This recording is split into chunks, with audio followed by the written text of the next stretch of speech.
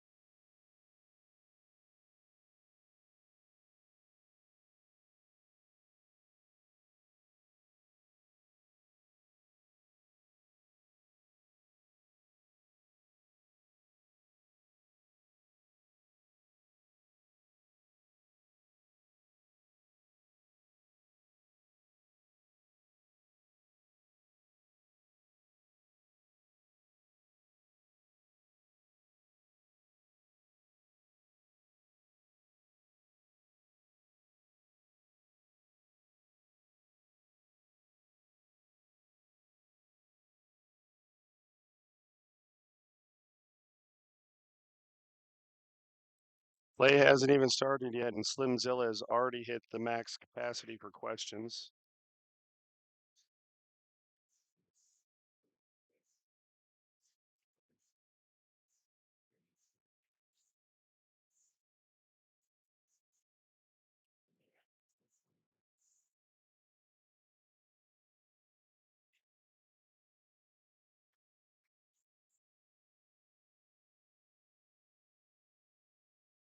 Yep, guys, there's only one live stream. That's this live stream. We do show two tables. You can see table one here, and table two is at the top of your screen. The match on table two is going to be Ian Costello and James Cabal. We have four tables in play total. The other two tables, we've got Brian Parks versus Jordan Holman, and then we have Mark Estiola playing Mike Hutchison. Uh, proud to say that we've got two Vegas players on the winner side, and I think we have three Vegas players on the loser side, including our own Josh Kondo, who last night knocked off. Who did he knock off? Was it Jeff DeLuna? Yeah, I believe Jeff DeLuna played an inspired set.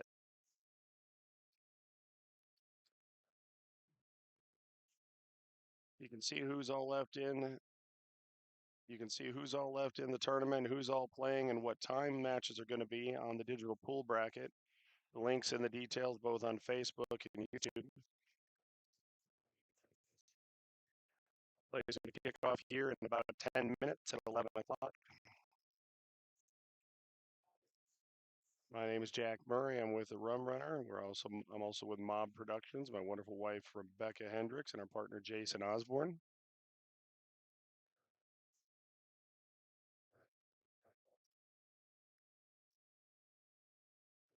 Appreciate everybody for liking and sharing the streams, subscribing to our YouTube page. Mitch is going to want to get that break out of his system.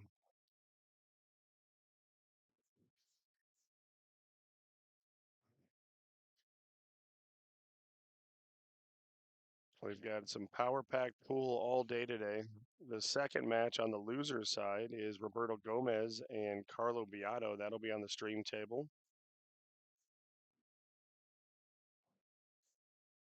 Everybody coming back today is in the money, but they still have to win a couple matches to get in Calcutta money. We pay the top 8 in Calcutta.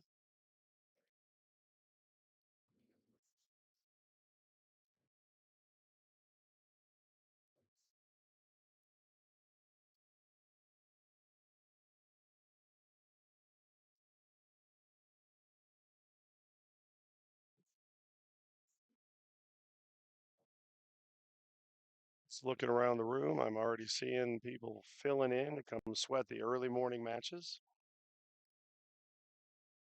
We tentatively have the finals scheduled to be started around 6 o'clock tonight, but it just depends on the pace of play, which traditionally in this tournament goes pretty smooth.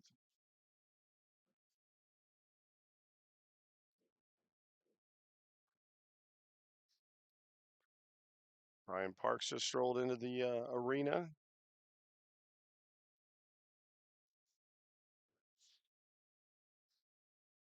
Comes over to chat with his fellow lefty, Mitch Ellerman.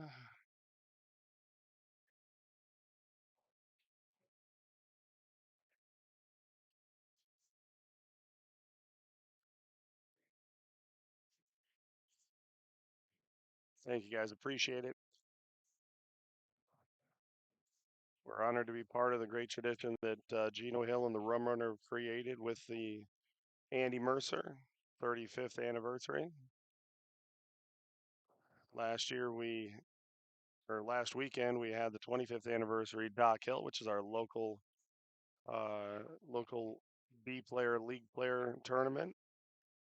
We've got the Jimmy Mattia. It'll be the second annual Jimmy Mattia Memorial, I believe, this July. It's an 8-ball tournament. Last year won by Rocky Phipps here in Las Vegas.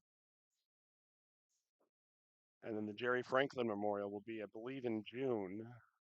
And that's an invitational tournament that Joe Canella runs. We are starting this year, August 22nd and 23rd will be the Gordy Hill Memorial. That's Gino's brother, who was a business partner and bar owner of the Rum Runner on Desert Inn. He passed in 2020, but he was a big supporter of the Helen J. Stewart School for Disadvantaged Children, which is a charity that's near and dear to the Rum Runner's heart. So a lot of our events, we do raise money for the Helen J. Stewart School.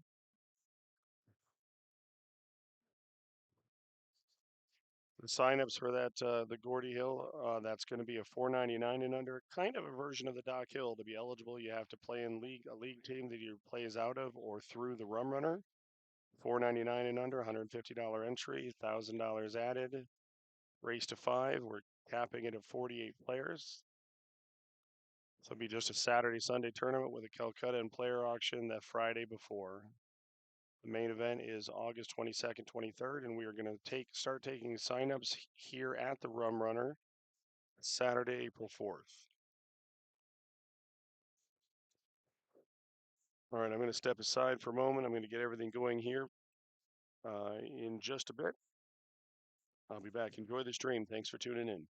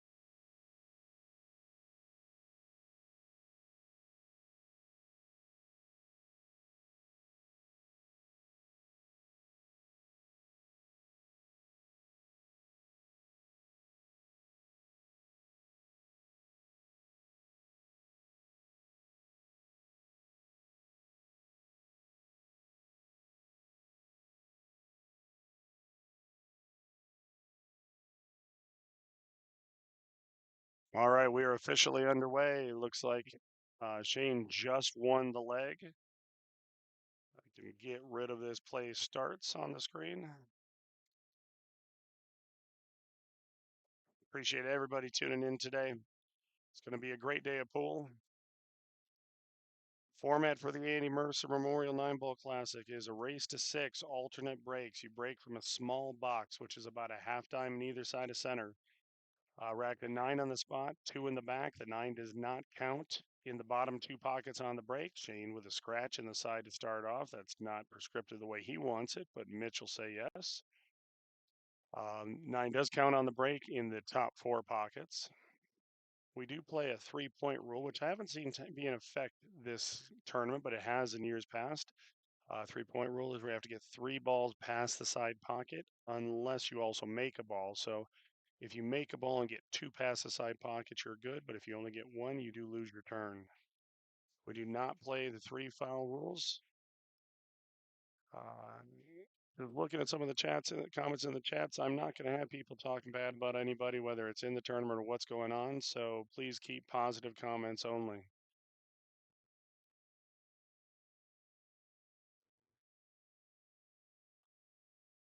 Again, appreciate everybody liking and sharing the stream.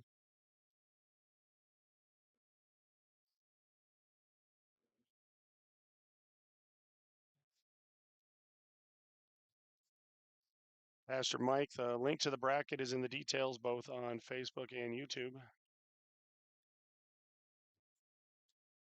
And I say details, I don't mean the comments. It's if you get out of the video, you see it. It's in the description.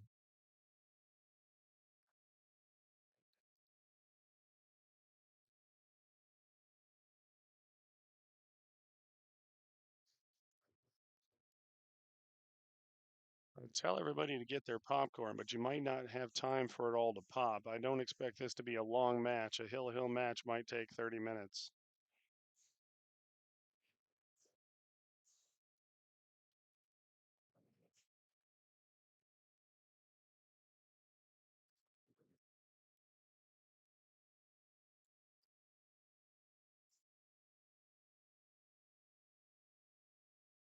All right, Mitch Element strikes first, and it's always big to win on your opponent's break.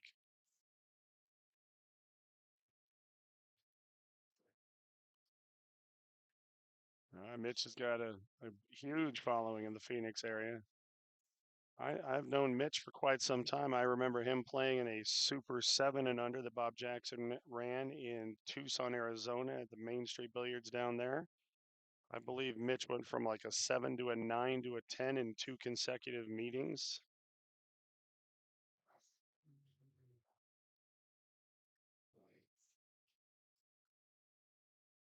It's early here at the Rum Runner, but the room's still starting to fill up with spectators, players alike.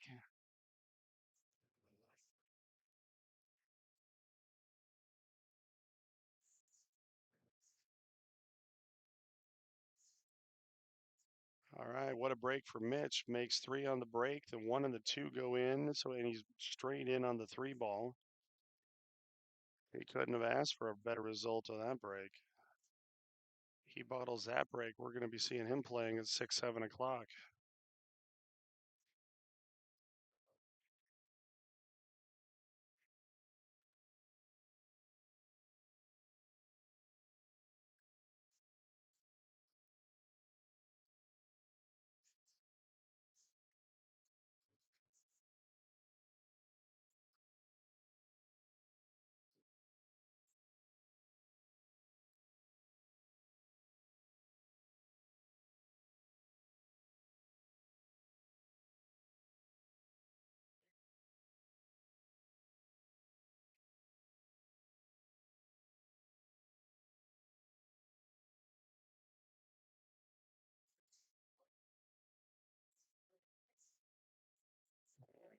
Just like that, he's up 2-0.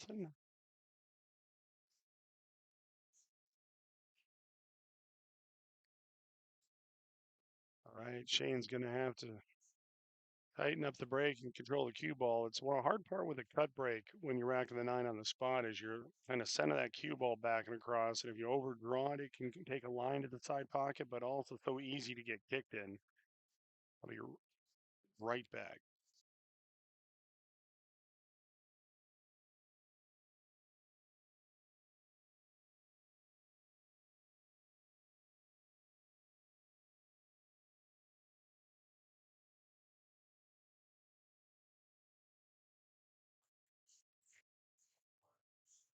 Uh, Tangolima Fox, I apologize if our free stream is not up to your standard. You are welcome to look elsewhere.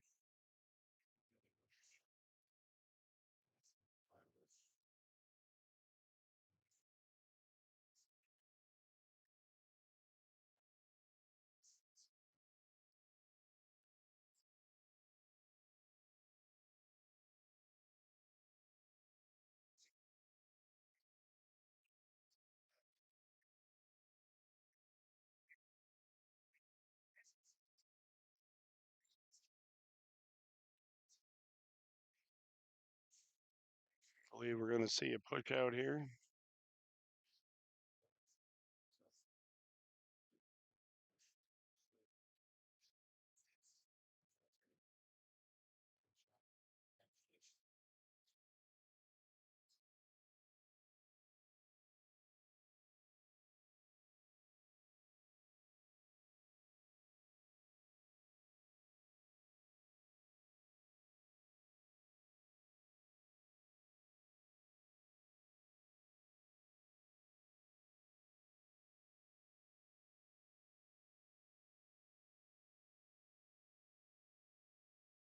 It's one of the things I've always enjoyed watching Kane, how he thinks through the push out.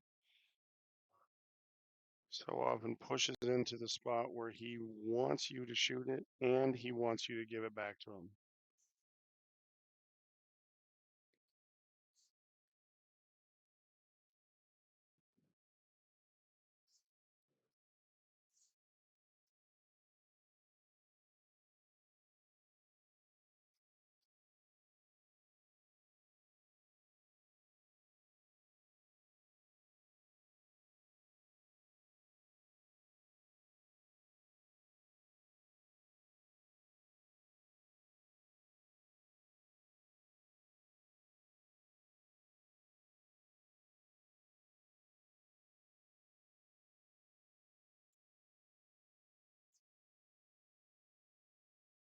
Not a lot of goodness with this 4-9. I think it goes in the top left pocket.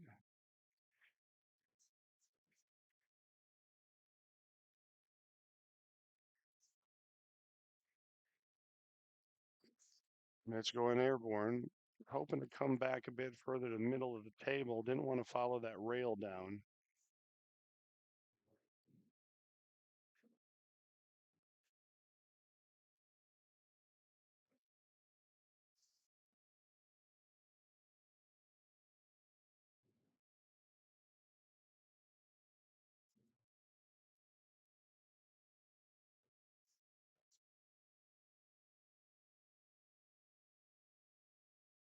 All right, Shane gets a good look at the 3 ball here.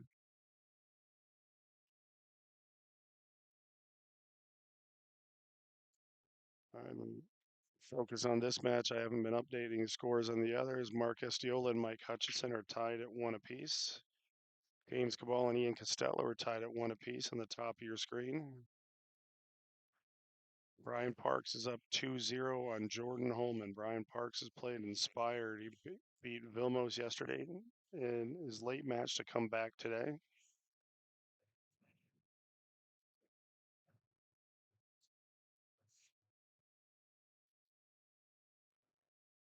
I wonder if somebody played Eye of the Tiger for Mitch. Oh, got right up on that 4 ball. Doesn't leave him a whole lot.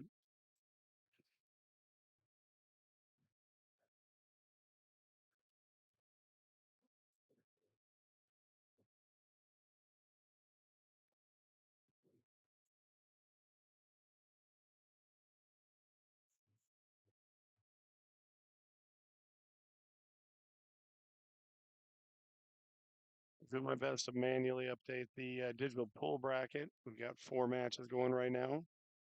Mitch plays a solid safety um, from where he was, but you almost expect players of Shane's ability to make this jump shot. They're so good with these jump cues.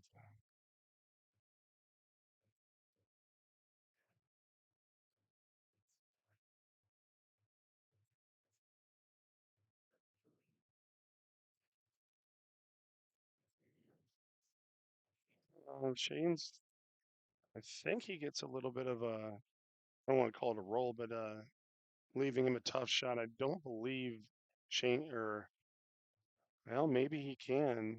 I don't think Mitch can cut that in the side pocket. I don't know why I ever say I don't think Mitch can do something because it's like a challenge.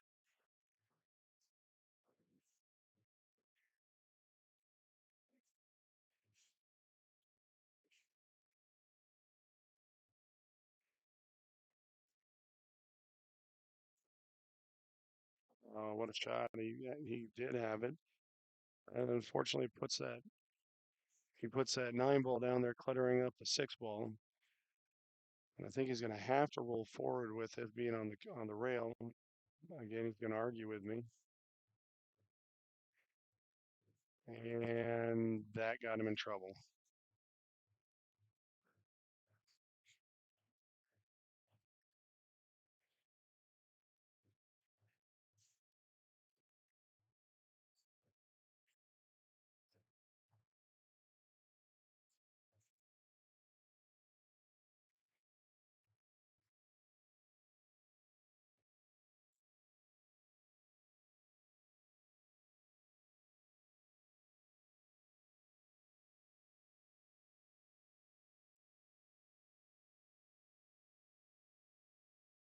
He was playing the 9 ball there.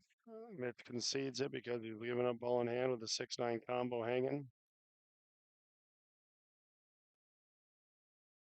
I told Mitch before that we don't charge table time in tournaments, so you don't have to play that fast.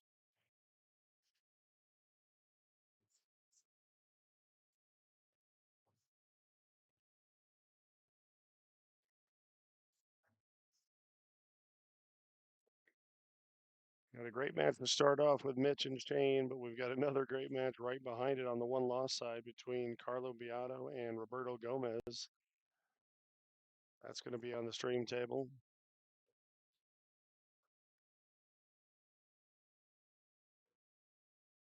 All right, Mitch makes the 1 in the side. Leaves the 5-9 cluttered in the middle of the template.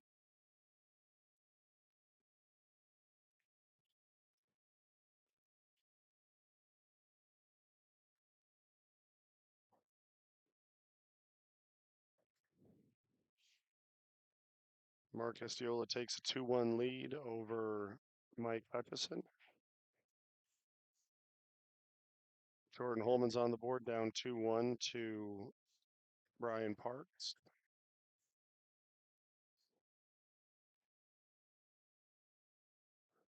And James Cabal is up 2-1 over Ian Costello. Now, Mitch underhit this ball a little bit.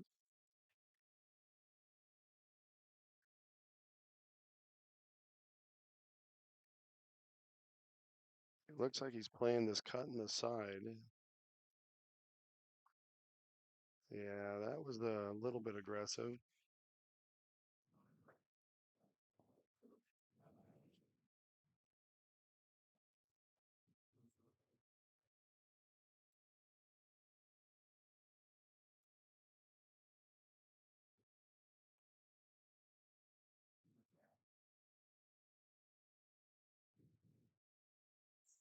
Shane with a bump on the 6.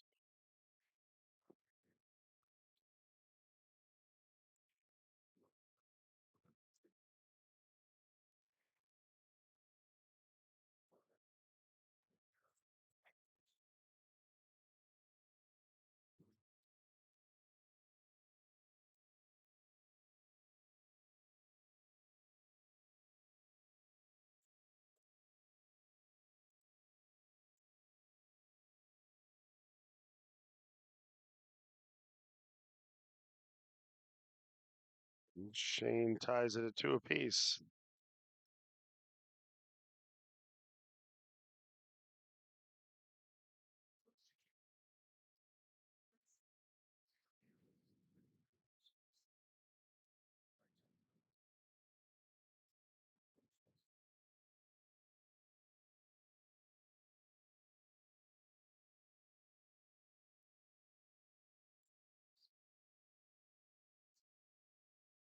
We have, I believe we have 4 past champions of this event still in the field.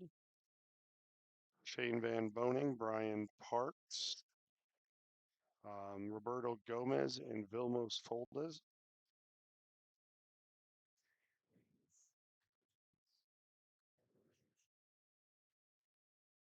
Plus, we have others vying to be the next. All right, the 2 ball comes up. It looks like he has, let me see the camera angle. It doesn't look like he has a shot in there. It looks like the 7 might be blocking or the 9.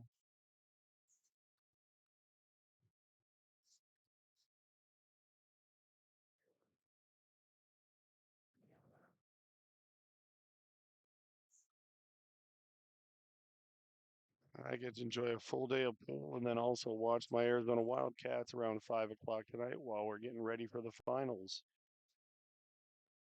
Bear down.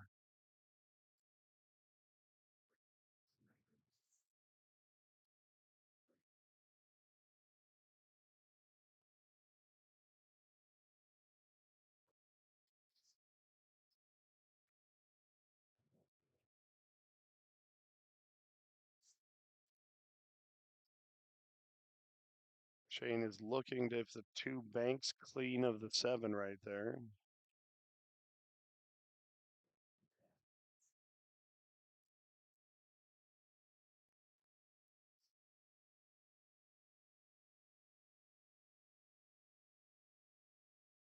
He holds it up too much.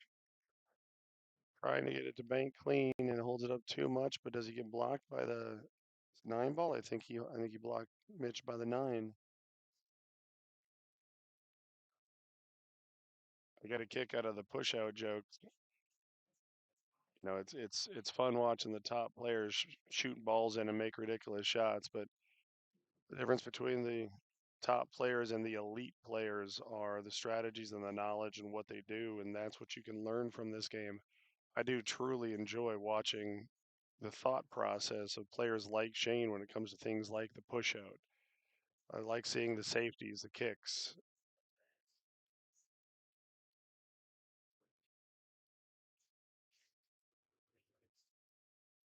It's also fun to watch the unbridled aggression of people like Mitch.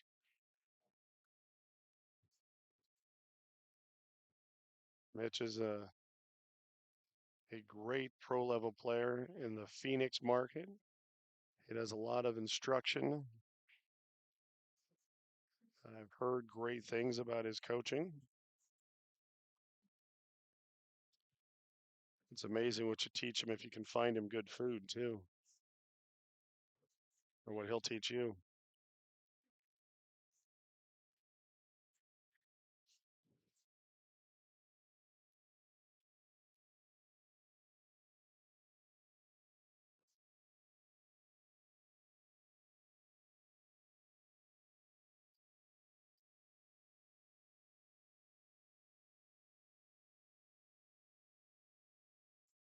What a shot. What a shot. 2 rail kick, makes it in, bumps the 4 for shape on the 3.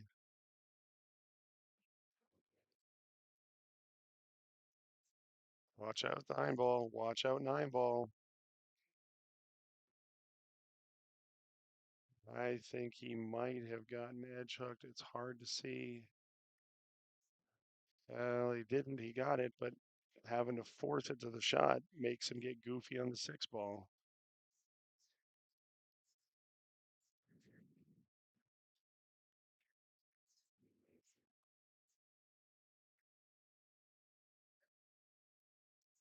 He's still scrambling a bit, but he's making it work. I see James Cabal is up 3-1 on Ian Costello. Jordan Holman has tied it at 2 apiece with Brian Park.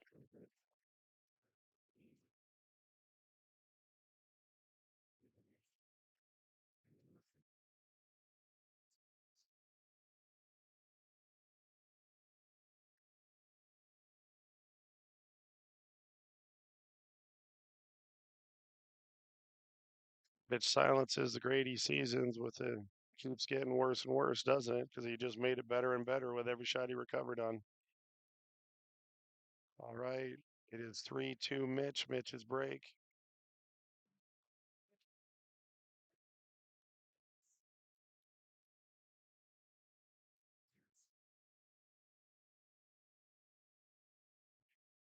And just as I was updating scores, I saw James Cabal win again. So he's up 4-1 on Ian. That's the match on the top of your screen.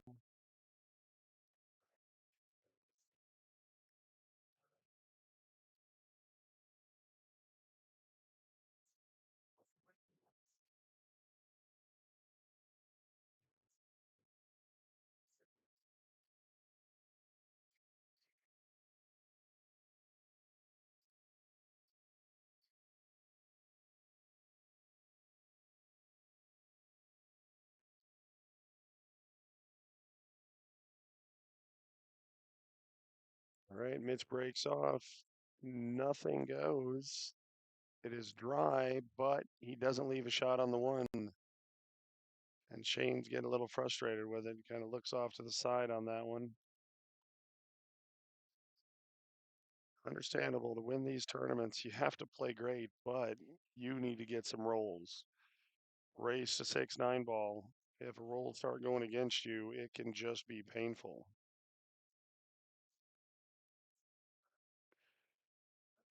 It's always frustrating to me when I try and go to digital pool and I want to filter the bracket to show me the final 16 players, and we only have 16 players left, and it only wants to show me the final 8.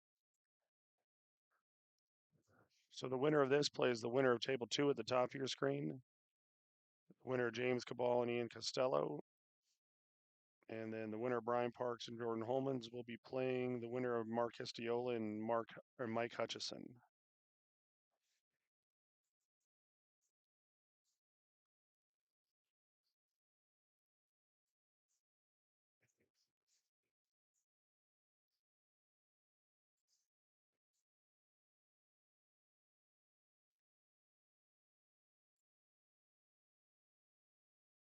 Dancing Days. I didn't look to see if enough balls made it on that one. It kind of looks like the 9 ball is not past the center line, so it might not have.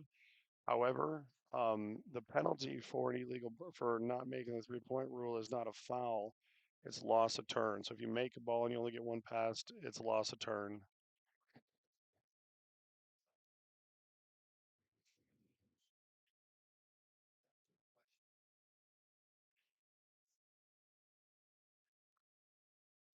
Yeah, it's the first real miss of the game. No, not the first real miss. There was one earlier.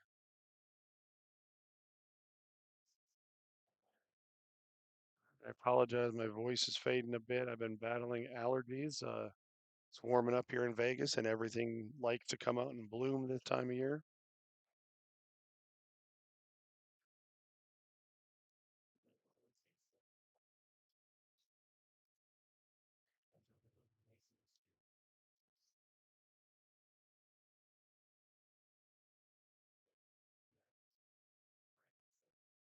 Eric's has taken a 3-2 lead on Jordan Holman, and I see Brian is also at the table still.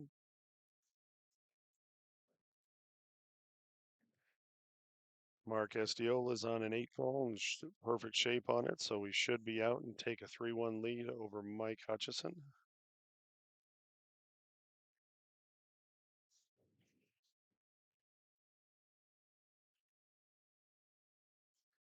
Watch out. He lost the cue ball there. That is an uncharacteristic error.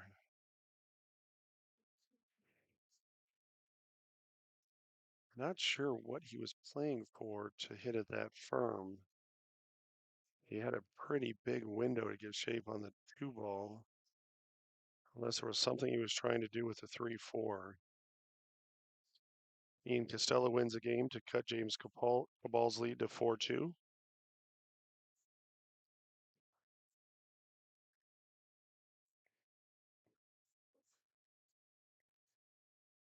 Yep, sorry, it is 3-2.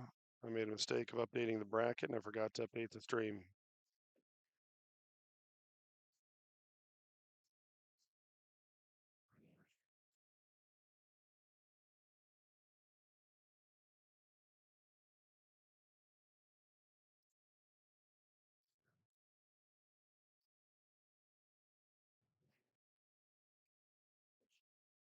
Kane comes with a jumper.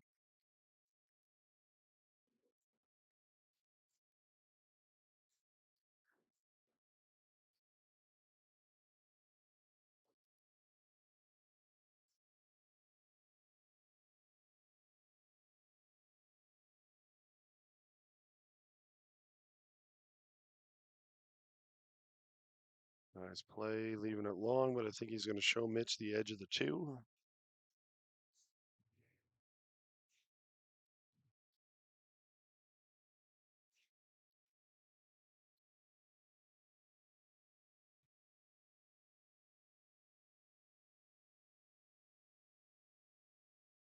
Especially, yes, that does count.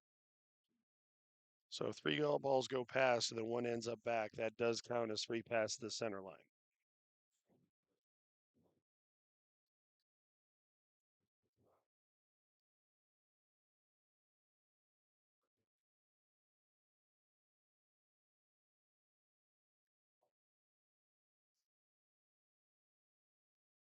Spearfish, South Dakota also has one of my favorite fly fishing creeks out there. Spearfish Creek is wonderful fly fishing.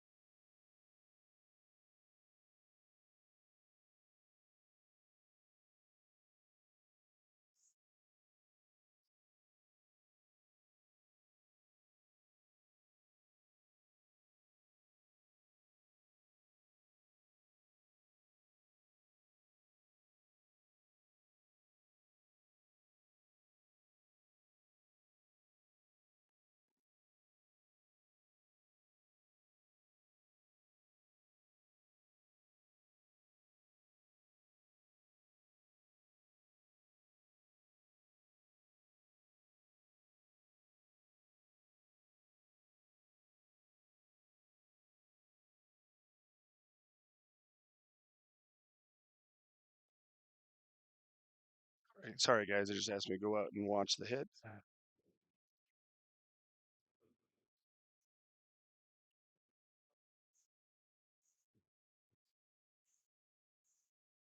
Hey, babe, glad you're relaxing at home. You deserve it.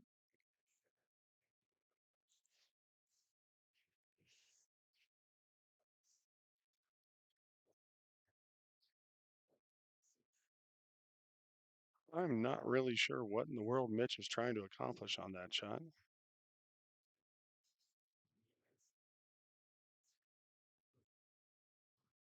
Meanwhile, Mike Hutchison has won a game to cut Mark's lead to 3-2. Ian Costello is cut into James's lead. He's now down 4-3. And Jordan Holman has tied Brian Parks at 3 apiece. We've got some good matches, good action going on.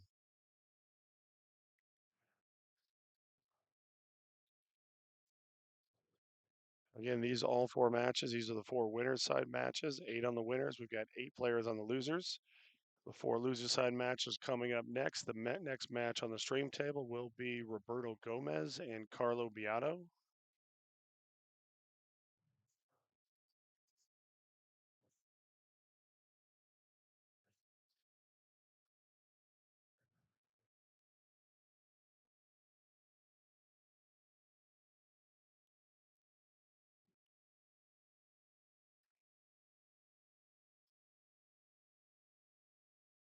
Yes, Anthony, you don't have to yell. We know he was trying to make the 6 ball.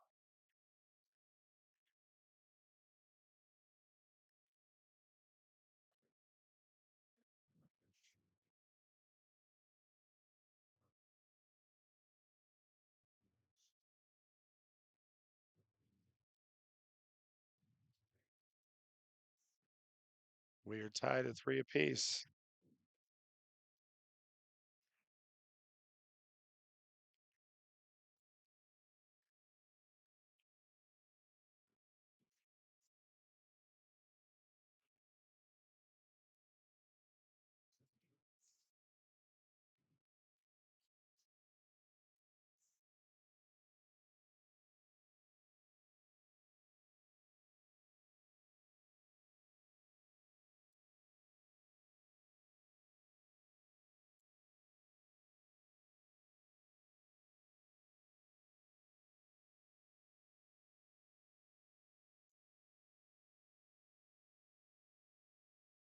Nine in the side counts as a win. Snap, snap.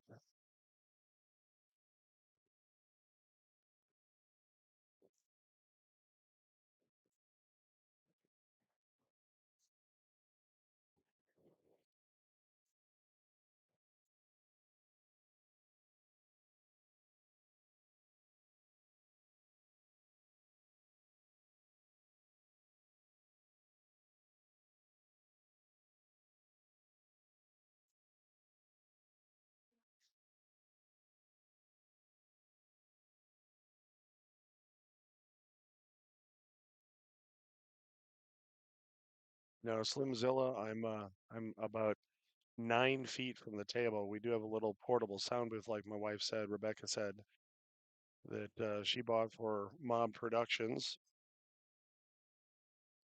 And it works pretty good to be able to give me separation, not disturb the players, but also be right here to be able to also run the tournament while we're doing this.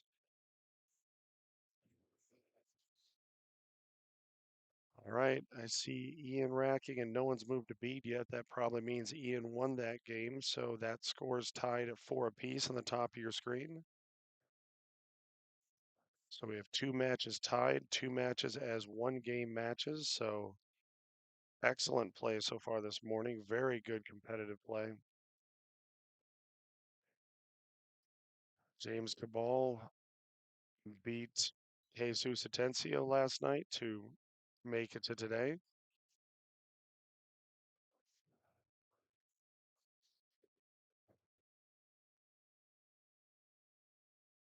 Mitch beat Jeffrey DeLuna, put Jeffrey on the loser side to make it back to today. And then Jeffrey ran into a red hot Josh Kondo, who beat Jeffrey 6-4.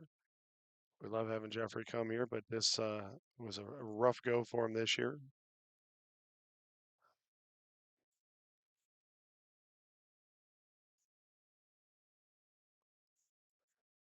Mitch is waiting on Mark Estiola on the table 4 right next to him.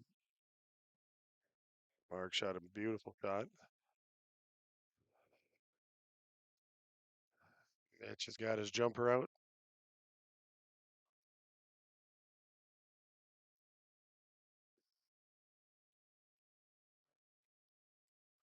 Fernando, I think we heard the rat giggle. Mitch almost makes a great shot on that 9-ball carom, the jump 9 carom. Wow.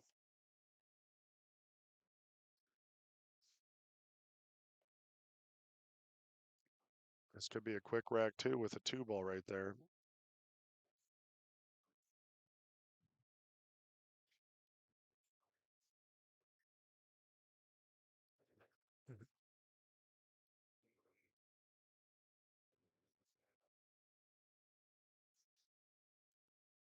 All right.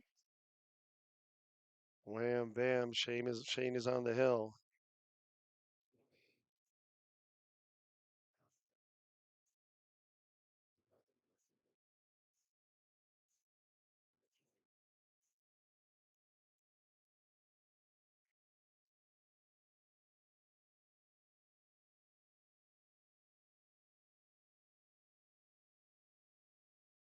I don't know if anybody's ever referred to Shane as a tortoise, but this is almost a tortoise in the hair, and the tortoise is winning with the hair's aggression outdoing him. And it's playing well. He's playing aggressive, but some of the aggressive shots have cost him. But that's Mitch's style. He is a gunfighter, gunslinger. Is that what you call it? Gunfighter, gunslinger. Marcus Steele got out in that game. Takes a 4-2 lead on Mike Hutchison. 1 ball, 5 ball go in. 2 ball is up, but looks like he got partially blocked by the 7 ball. So we are going to see some pool in this game.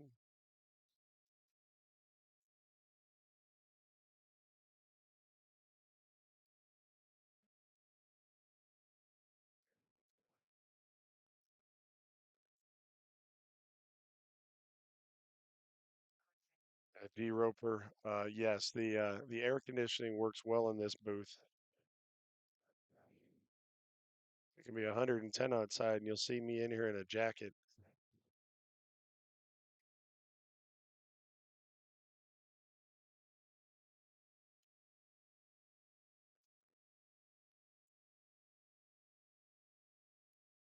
So he can see the 2 ball, he just can't see the whole ball.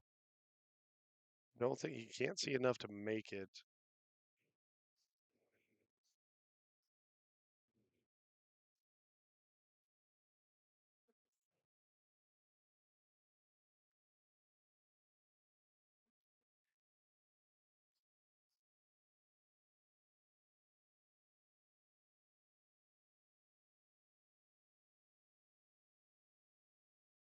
Nice shot using the 7 as the blocker. The 2 ball peeks its head out, so he has a jump shot available here. And Mitch immediately grabs his jumper.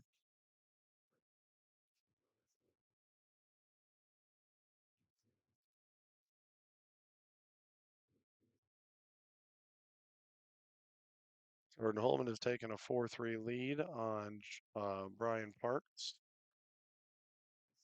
Nice shot. Watch cue ball. That was a great shot by Mitch.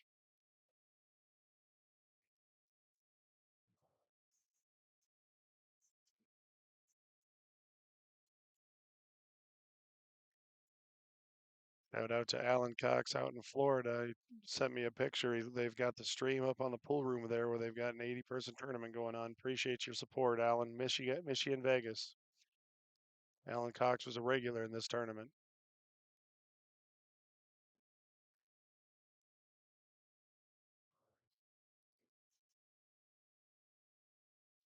All right.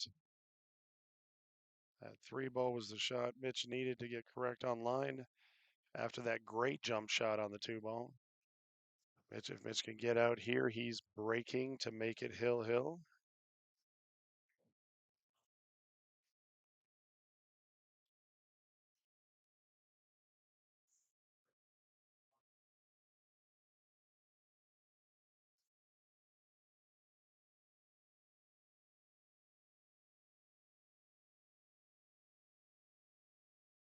All right, James Cabal is on the hill first against Ian Costello. He's up 5-4.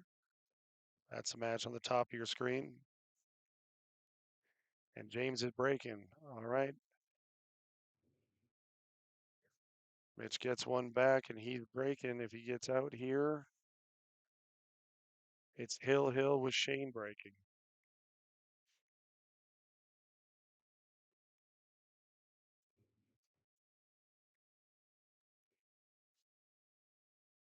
That was a great out. Shane showed him an inch of a ball with a jump, having to jump, and he took every inch Shane gave him. That sounded horrible. I'm sorry.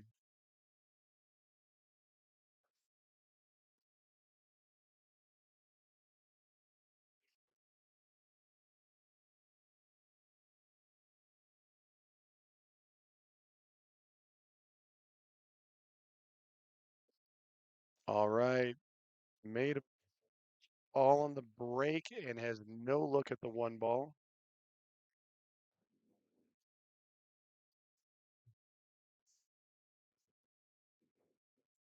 Mitch has a smile on his face, and that is not a good smile.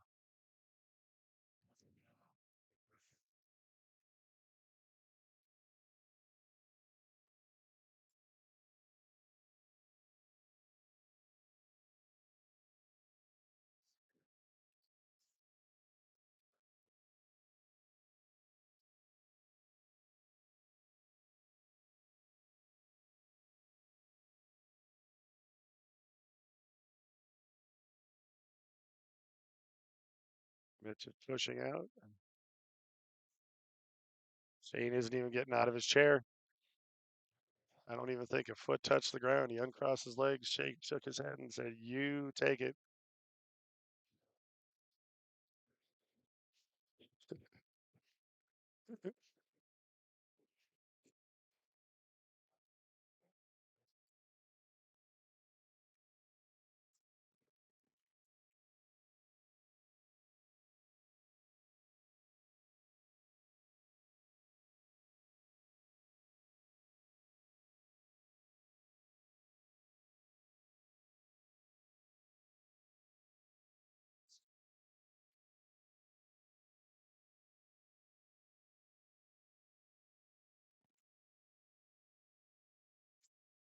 He hit that all right.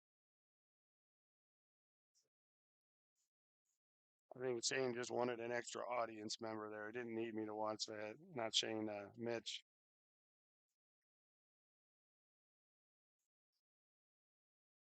Holy cow. All right, we are Hill. Hill between Mitch Elliman and Shane. Shane's break.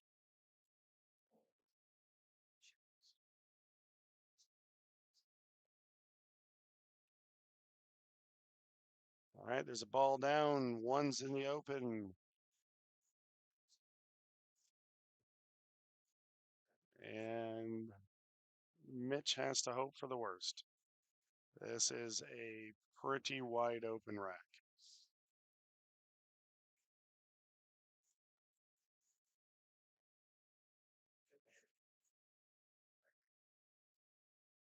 Hey, Tim Daniel, appreciate you tuning in.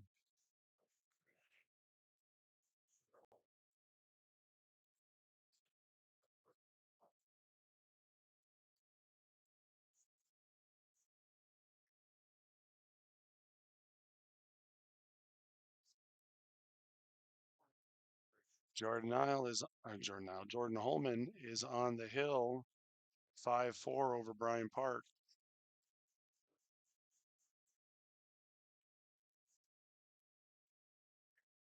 Mark Estiola's on the hill, 5-2 over Mike Hutchison. Mike's breaking. And James Cabal is on the hill, 5-4 over Ian Costello. And James is on the 7-ball on the top of your screen.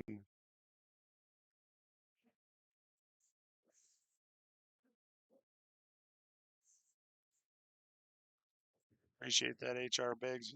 Appreciate you guys clicking the thumbs up like on YouTube, liking our Facebook. You got a little straighter on this than he wanted, and that's just trying to find a reason to be critical.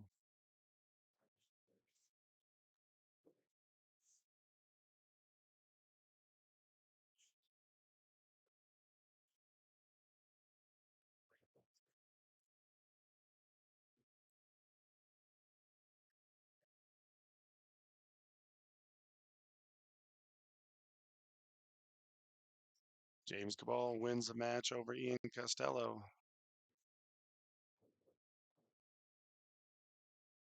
Well, this is about the only tester Shane's had. And it's not really a tester. He should make this.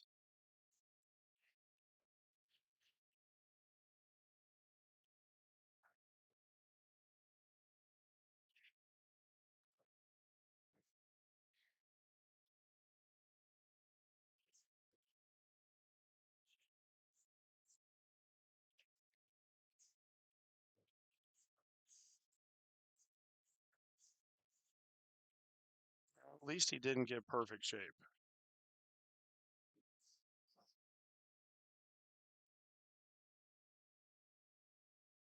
What a well played match. That was a great way to start this off.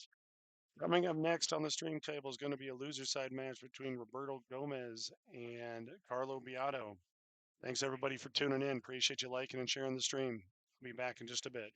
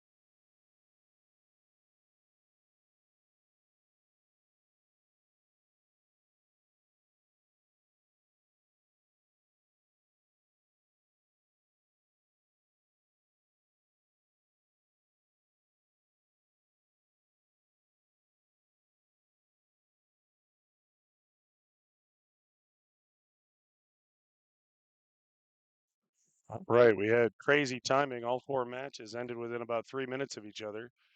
So we just turned over all four winner side matches into all four loser side matches. On this table, of course, we have Carlo Beato and Roberto Gomez. This is game one. On table two at the top of your screen, Vilmos Foldis is taking the first game on Jay Havlicek. On table three, Sergio Rivas is playing Josh Kondo. And on table four, Gary Anamora is playing Jesus Atencio. Looking at table four, Gary Anamora just got perfect shape on a 9-ball to take the first game against Jesus. I'm doing my best to keep the online bracket updated.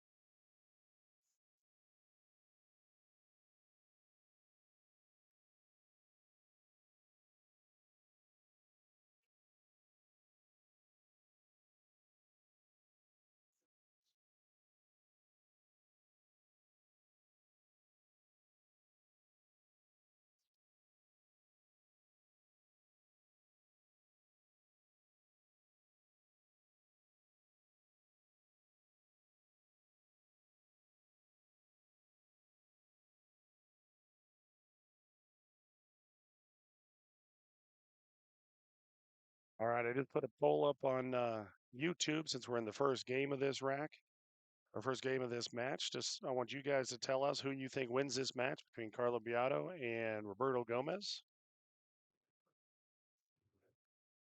If you're watching on Facebook, you can still vote if you want to tune into our YouTube channel and go in over there. We can only do the poll on YouTube.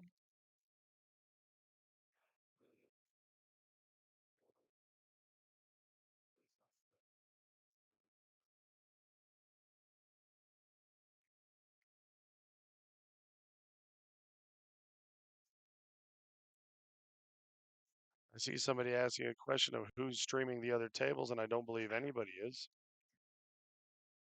You can see table two, the top of your screen, but tables three and four, I don't believe we have anybody streaming.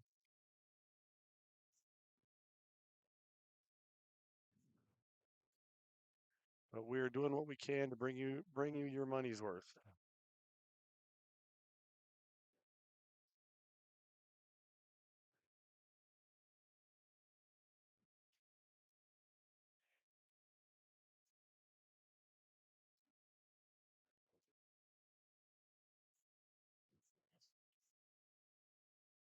All right, Carlo comes around. I believe we're going to see a safety on the three, unless he's going to play the cross-side bank. But I don't think the three goes between that four and the nine, so probably going to see a safety play here.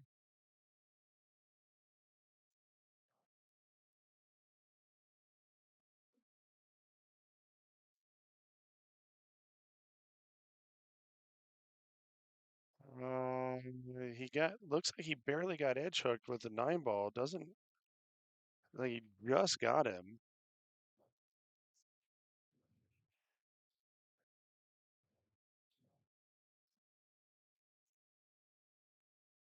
Roberto's giggling so much the tips of his hairs are wiggling. Definitely comes with the best hair in the tournament.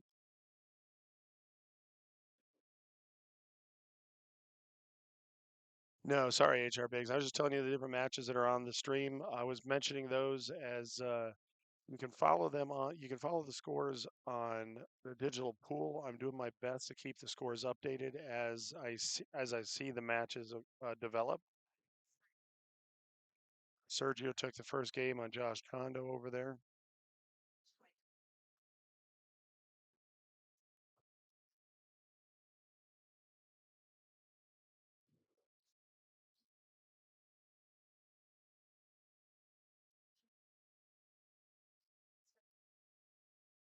Now, the loser side of this tournament has monsters. You have these two players. You have Vilmos Fold as a two-time past champion. You have Jesus Atencio, all on the loser side. Sergio Rivas is a 750 in Fargo.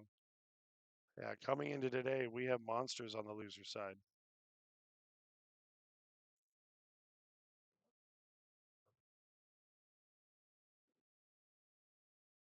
Thank you, Dee Dee. Appreciate your support.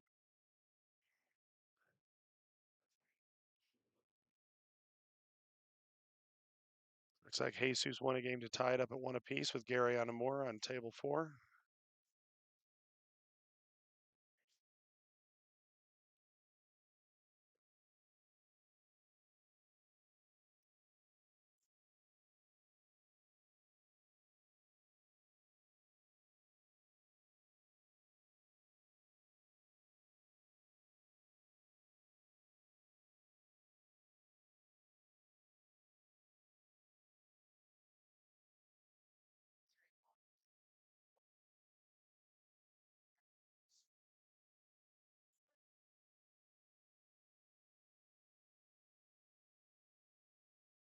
Roberto says that's good.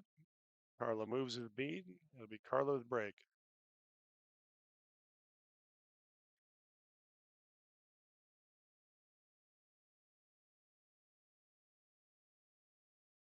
Casey, Josh is up, or Josh is down 1-0 to Sergio. Sergio's at the table. I think Josh broke and knocked the cue ball off the table, so gave Sergio ball in hand here.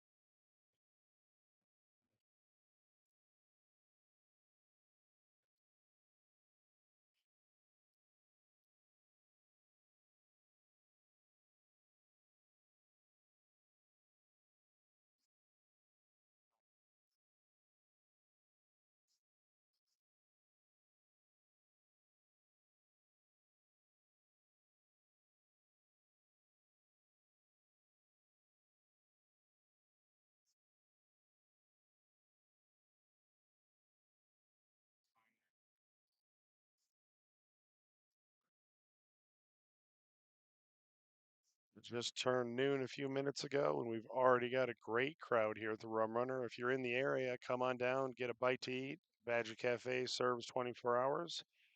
One of the best burgers in Vegas, great chicken wings.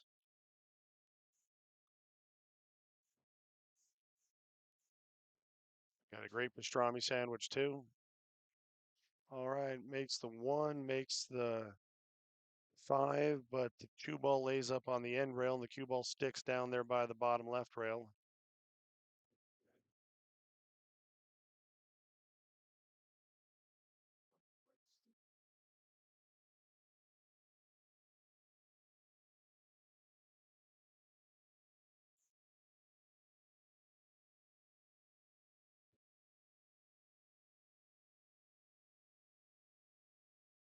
And Jack Vilmos has been extremely busy. Congratulations to he and Bao. They just had their first child, maybe less than a year ago, I think. Vilmos had been working with Mark Estes at Shea's Billiards as a table mechanic, but has gone out on his own with his own business. And he and Bao have started the Ultimate Pool League here in Las Vegas. So very busy as can be.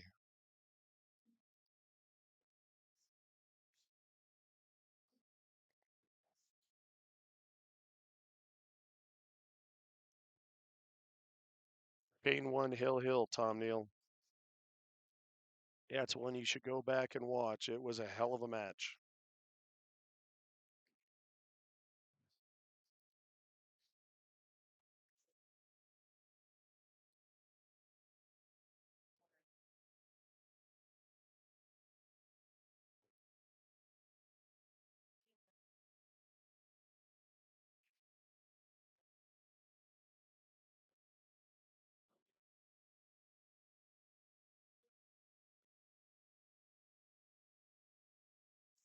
Right, Gary Moore wins another game to take a 2-1 lead on Jesus Atencio. Again, the format for this tournament is short race, 9-ball on a bar table. It's a race to 6, alternate break. We break from a small box, which is about a half diamond either side of center. Rack the 9 on the spot, 2-ball in the back. The 9 does not count on the break in the bottom 2 pockets, but does count on the break in the top 4.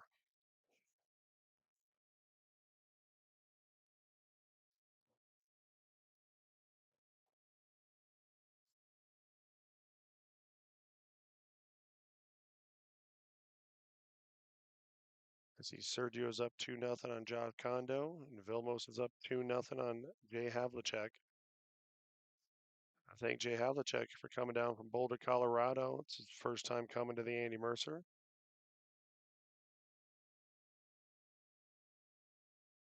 We get quite a bit of travel from players in the Southwest area coming here. A lot of Arizona, California, New Mexico, Utah, Colorado.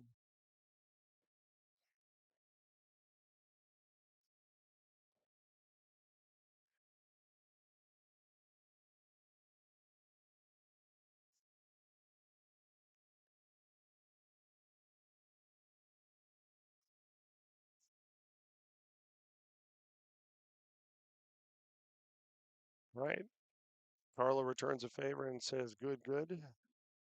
We are tied at one apiece. So far, they've split each other's racks.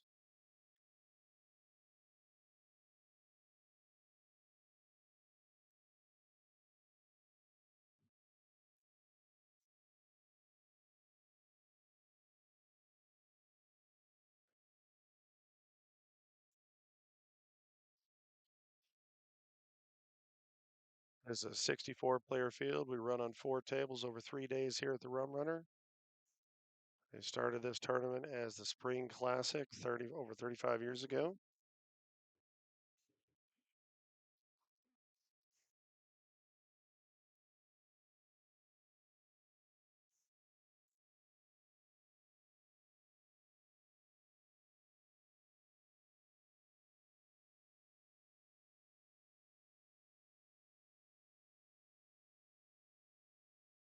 Well, Roberto makes a two, or the one in the side, and the two's in the clear. The three's right there. Only trick is going to be the 5-7-9 down there in the bottom left corner.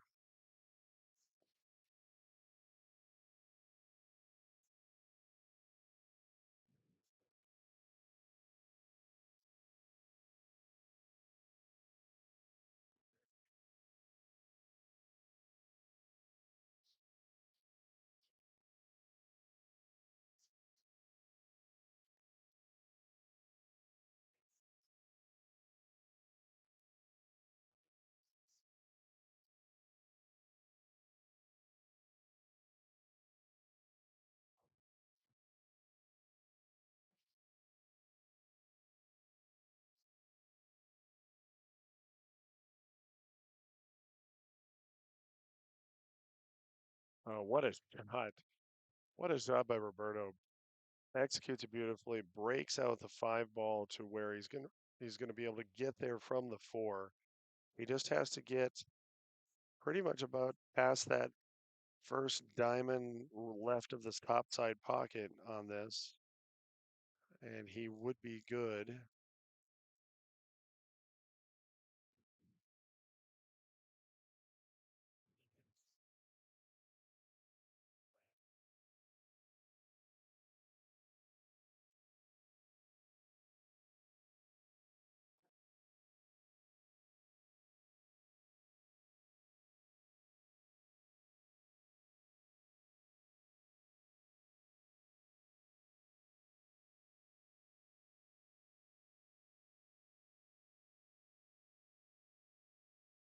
He's playing it 2 rails it out. I like that. That was a good shot.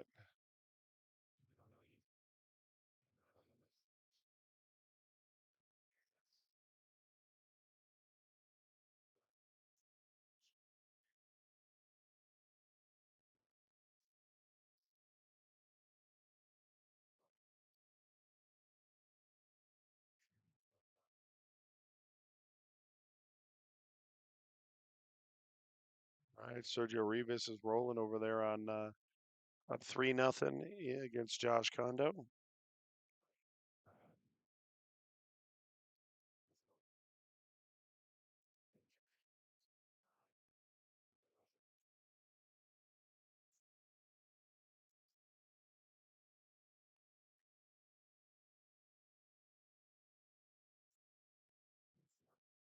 Roberto takes a 2-1 lead with that break and run.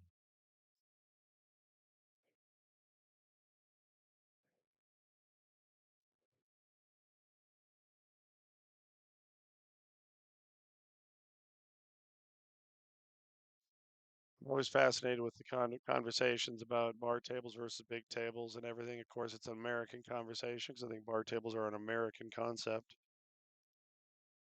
But the bars and businesses don't have the space for 9-foot tables, so you need to put as many tables as you can in a business. So they put 7-foot tables in. They do have 6-foot tables in some parts of the country. But it's interesting. I mean, of course, there are no long shots on 7-footers, but you have less space. You have more congestion. 9-ball, not the case, but even adding a ball in 10-ball makes it a little bit more congested, and playing 8-ball makes it a completely different game on a bar table than a big table. So you can make fun of the size of the tables, but you still have to play. And Diamond has made them play much tougher than they had historically. The old Valleys and the new Predator tables, the way they're cut with lead pockets, make them more receptive to pocket making balls. Diamonds do play more like 9-footers as far as the pocket drop goes. So to each their own. And again, there's other streams to watch if you don't like 7-foot pool. Uh, Joshua Huffman, Jordan Holman beat Brian Parks on the winner side just last round, 6-4. So Brian's still in, but he's got a tougher row to hoe. He's on the one loss side. Biggs, the Luna was here. He lost last night to Josh Kondo to get knocked out of the money. Mitch Ellerman put him on the loser side, and then Josh Kondo beat him 6-4 to advance.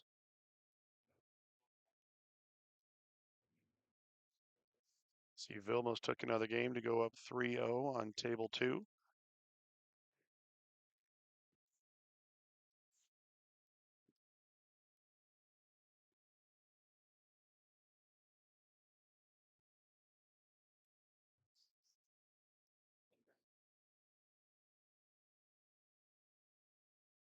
All right. Carlo misses the 1-ball cut up the rail. Roberto doesn't really have a good offensive shot, but he's going to lay him right on the 6-ball. The 2-ball's a partial blocker here, so he has about half the ball to hit if he's coming off the side rail, which I don't think he will. I think he's going to come off the end rail.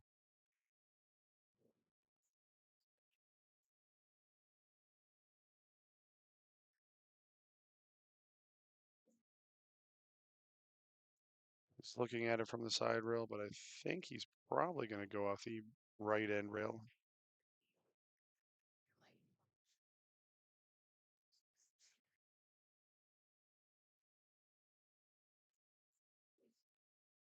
Aged West, I agree 100%. 8-ball's a game made for bar tables. It is such a beautiful game played on bar tables with the strategy and defense, where if you play it on 9-footers, it's really more of a break and run fest. At least with the elite level players. When I'm playing, it might not be a break and run fest. Carlo comes a little long on that, or a little short, sorry.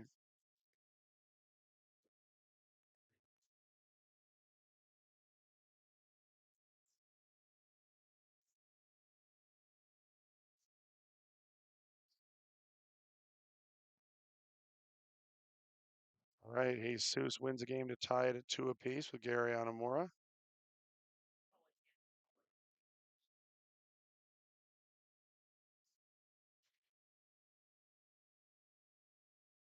Josh Kondo's on the board, down 3-1 to Sergio.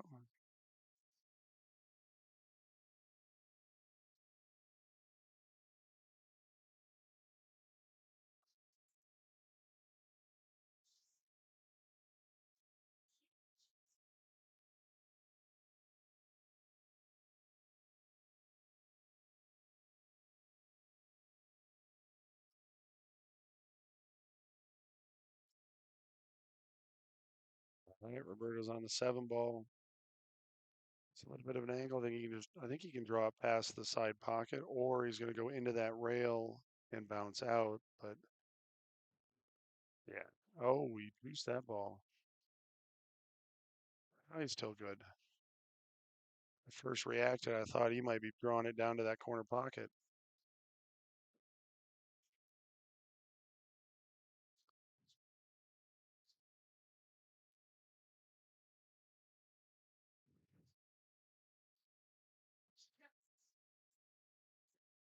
All right, Roberto takes a 3-1 lead and is breaking.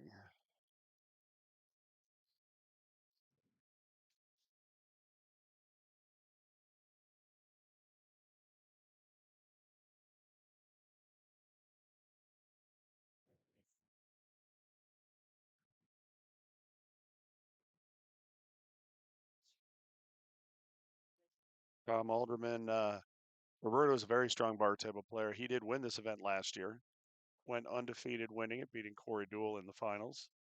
Corey's also a fantastic bar table player.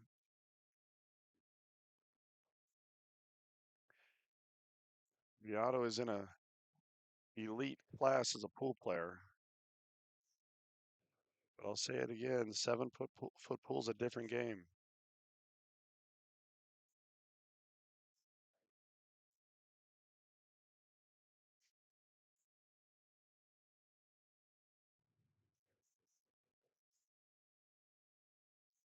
All right, Roberto makes a 1 ball, but 2 ball does not play ball. The three is blocking it. Unless he goes full on Superman mode, I think we're going to see a push out.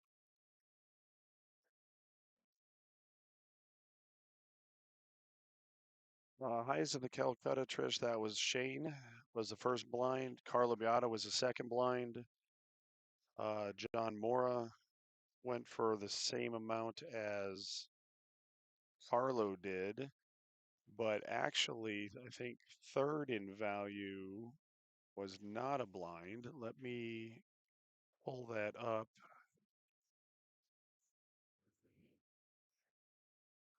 Somebody went for 27. Jesus Atencio went for 27.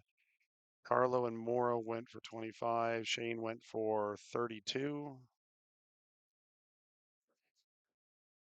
There's 20. Oh, so Shane went for 36. Sorry. And Vilmos went for 2,000.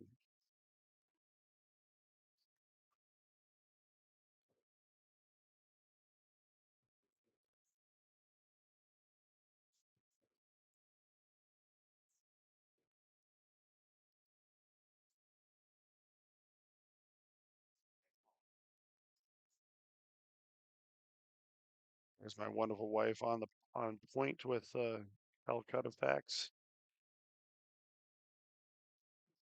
Right. That's out to a bank shot or a safety play here. It's going to be a safety. And Carlo doesn't look thrilled by it. Looks like It looks like the cue ball may have leaked out to show him the edge of it. Nope. Roberto looks like he's kicking at it.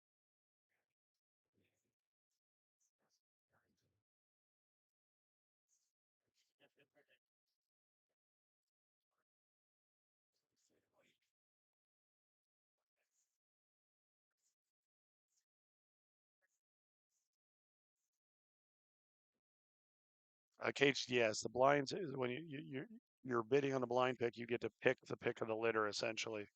And we did 2 blinds. The first blind got to pick first, of course, and they took Shane. The second blind took Carlo. Well, you sure he is hooked on this, but with a 2 ball in front of the pocket, you got to assume he's going to kick this in.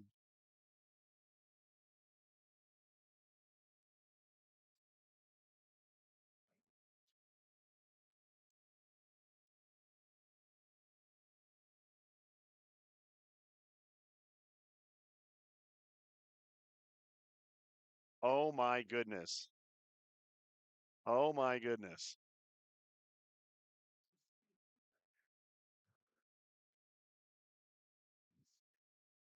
They are wedged in there. Players are just laughing. Holy cow. I don't think this is a makeable shot. I think he's going to have to play the cue ball down to the end rail. Yeah, it's definitely not a makeable shot. Look at that cue ball control. Just rolling it down there. Oh, they're having a laugh on that one. I think I think he has a line to it though. I don't think he got the hook. That's insane.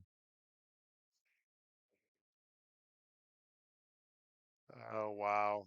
There was no, this was not much at all Roberto could do there. Holy cow. All right, Jay Havlicek wins the game to get on the board. He's down 4-1. I think he won a game. Let me just watch and see who moves which beads. Sergio is up 4-1 on Josh Kondo. And Gary Anamora is trucking along, up 3-2 on Jesus Atencio. That is an upset in the works.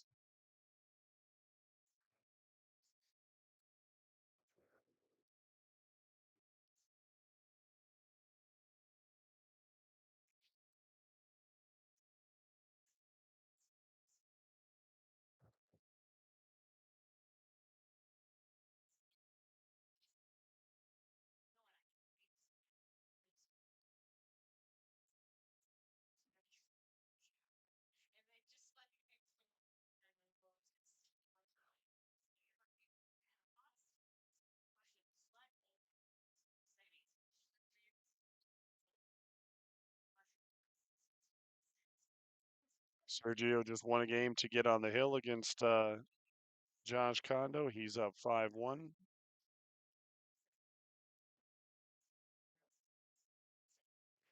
And Vilmos must have won that last game because it's 4-0. Vilmos over Jay Havlicek.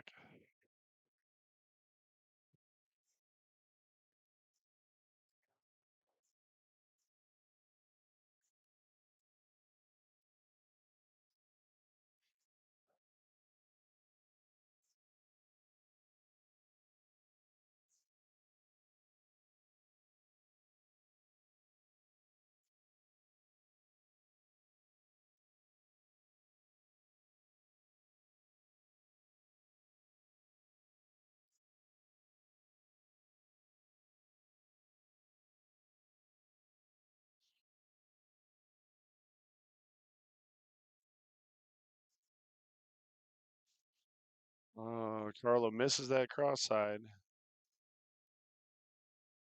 So he's given the opportunity back to Roberto. I did not expect him to miss that bank.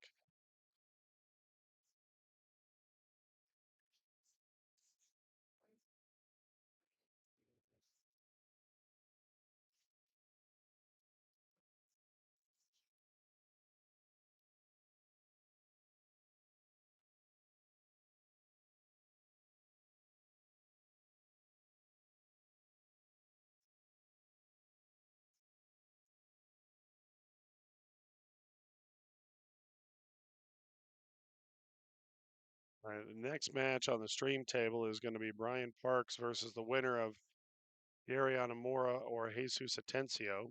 That'll be on the main stream table. The winner of this match is going to be on table 2 on the top of your screen against Mitch Ellerman. That'll be a heck of a match. Mitch starts the day with Shane and then gets one of these two monsters.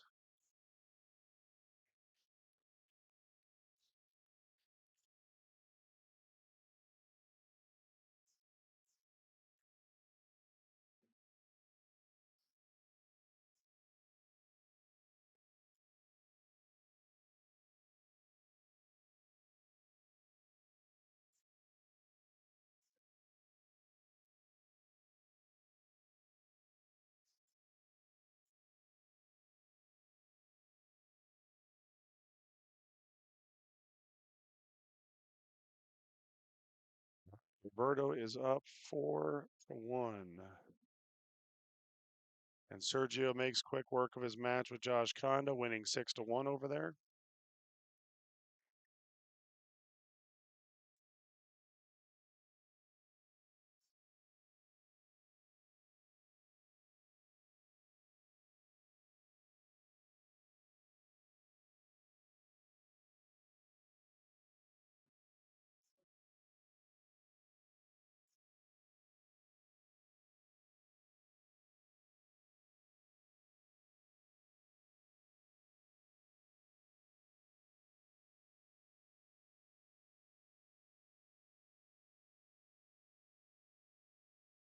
Now, let me get the scoreboard updated here.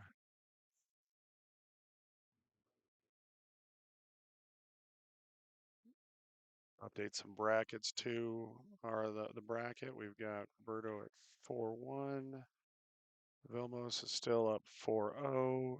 And Jesus won a game to tie it with Gary on Amora, but Gary just makes a 9-ball as long as that cue ball doesn't scratch to pull ahead 4-3. All right, I'll be back in just a bit.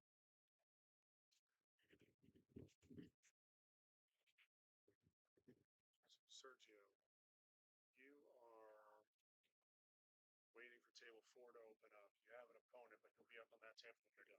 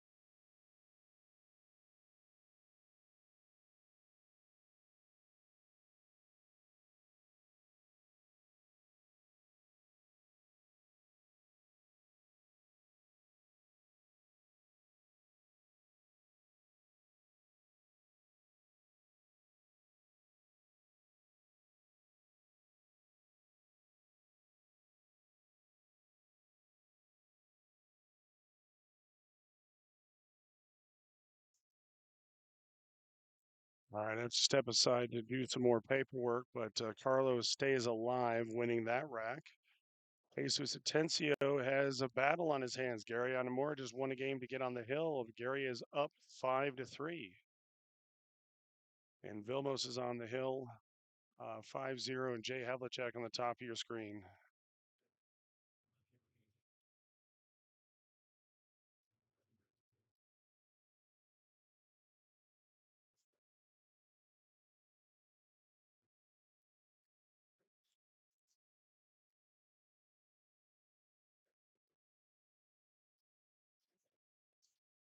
All right, I'll be back in just a bit. Enjoy this.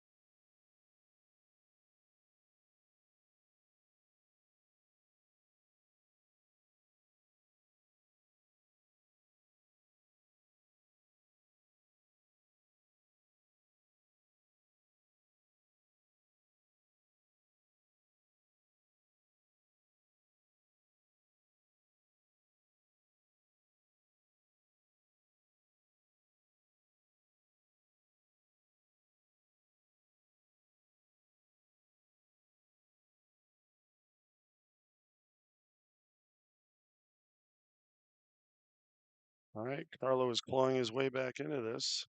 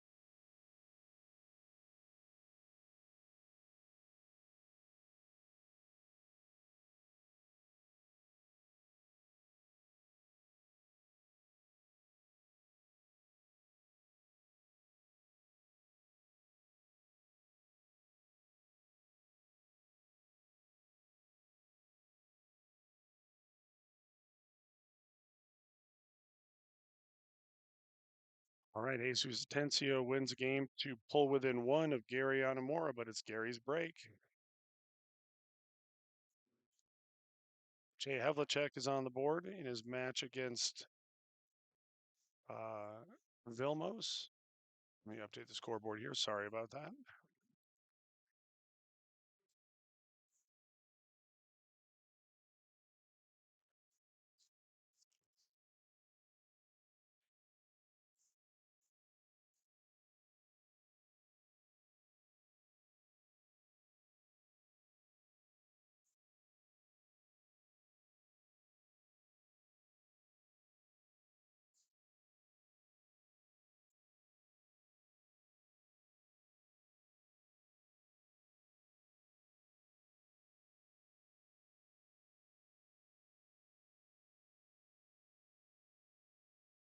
How does he play this? Does he play the 2 ball to the middle of that left end rail and try and get the cue ball to come up by the 3 and the 5?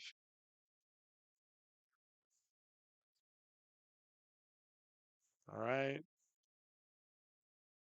End of the poll. Carlo was the favorite in the chat, of course, on name alone.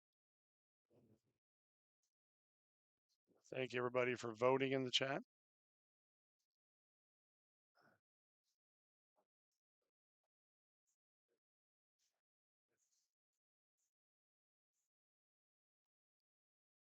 Brent, yes. Shane beat Mitch Hill. It's definitely worth rolling it back and watching that one when you get an opportunity. That was an exciting match.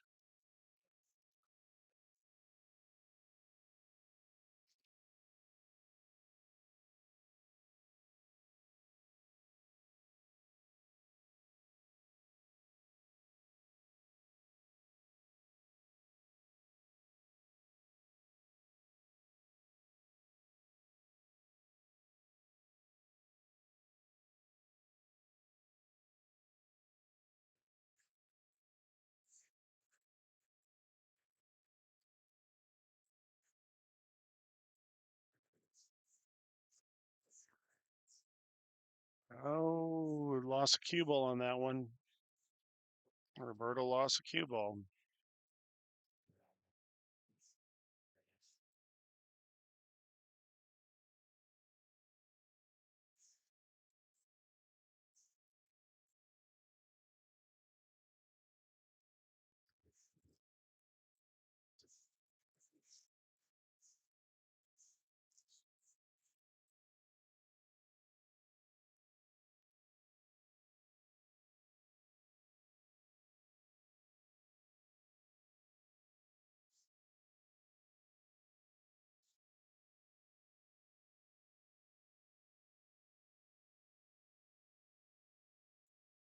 Hey, Charlotte, thanks for tuning in. Appreciate you and Sarge's support.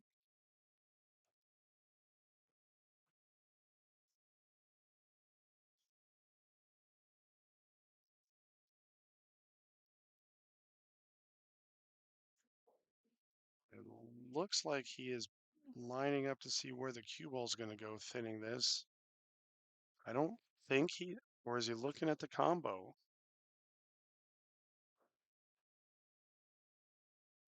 He might be looking at this combination in the side pocket.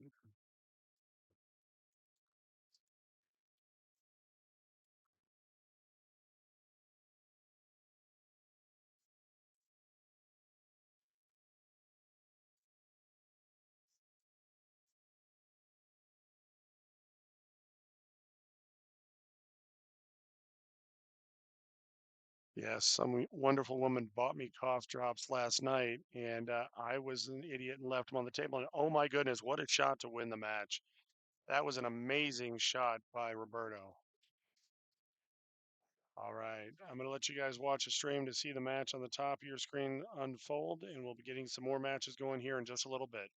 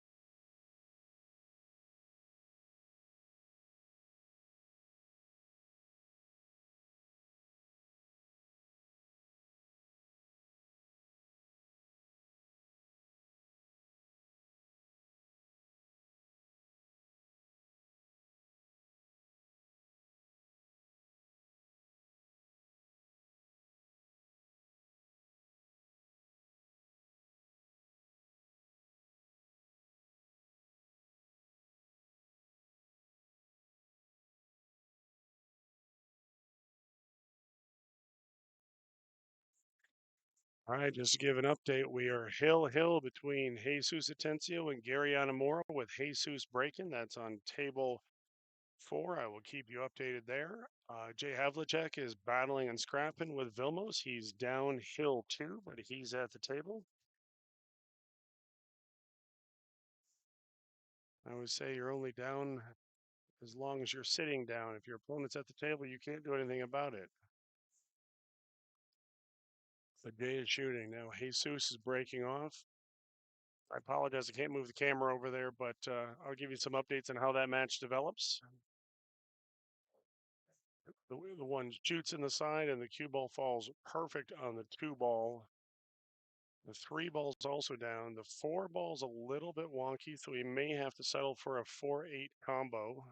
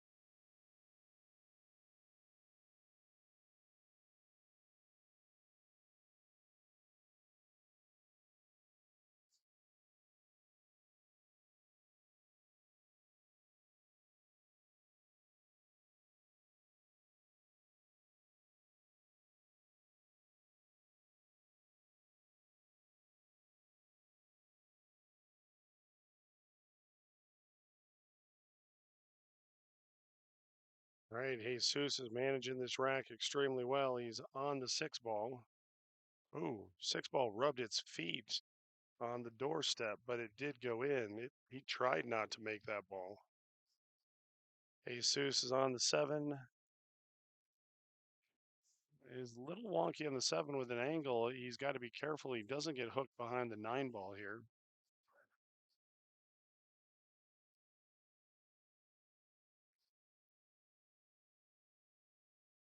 I've got to go watch a shot. I'll be back.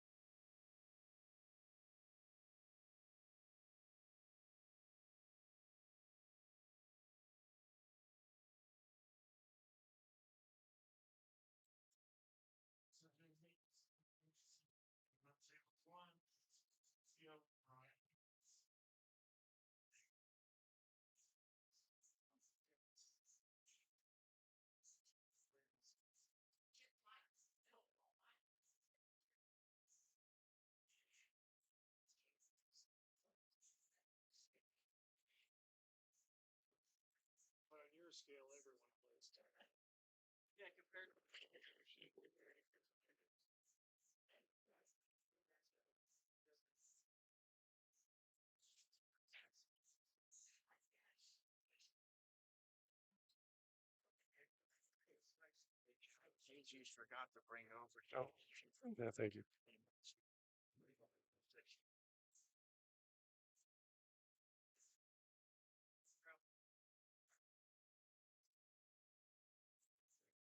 All right, next matchup is going to be Jesus Atencio and Brian Parks. Once table 2 is finished at the top of your screen, we'll have Roberto Gomez and Mitch Ellerman up there.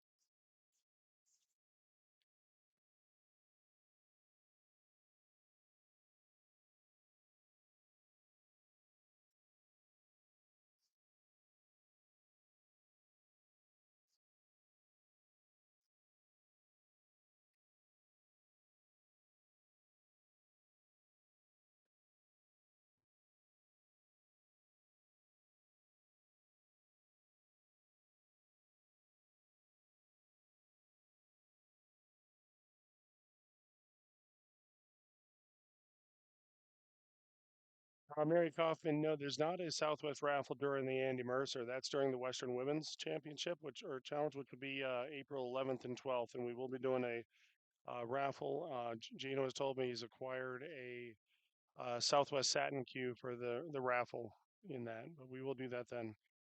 All right, players getting settled in. I will be back in just a moment.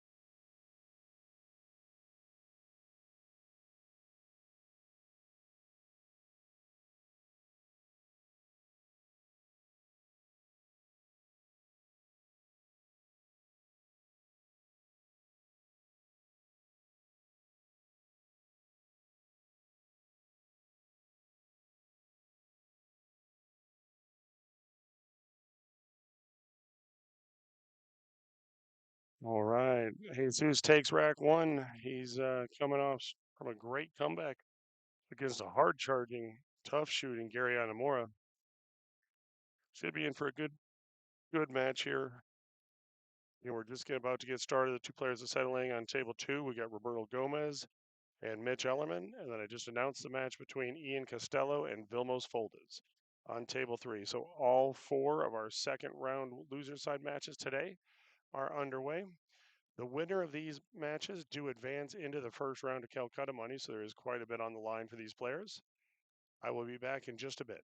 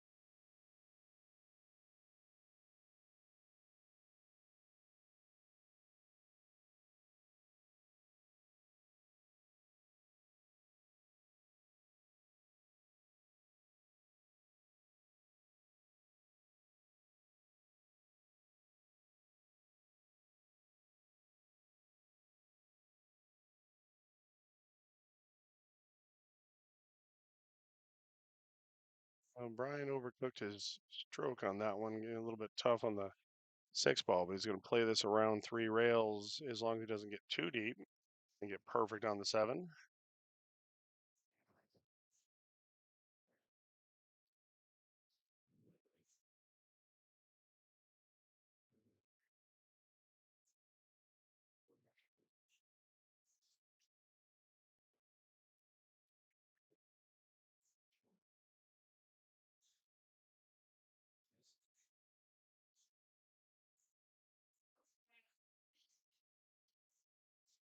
All right, I'll be right back. Brian gets his nine ball to tie it up.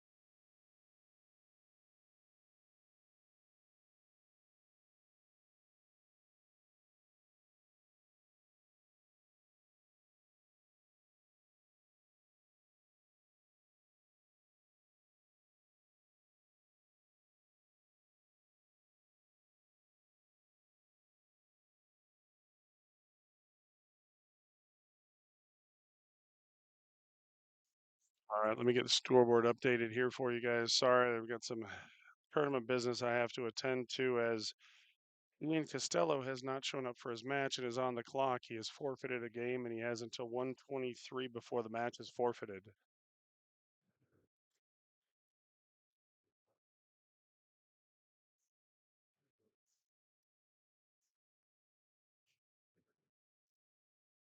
And I see the guys that bought him in the Calcutta are on their phones because he has to win this match to get into the Calcutta money.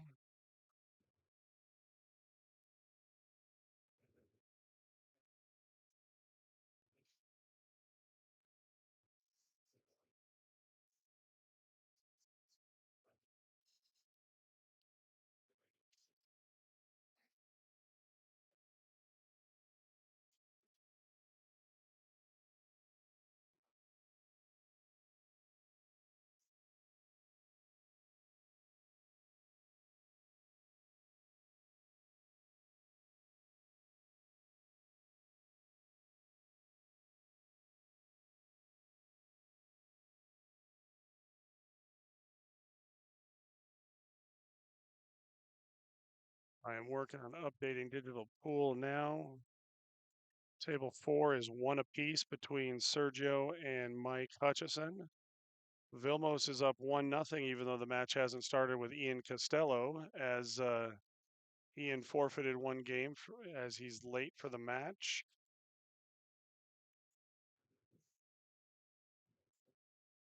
He's on the clock and needs to get over there to go on. Roberto Gomez is up 3-1 on Mitch Ellerman on the top of your screen.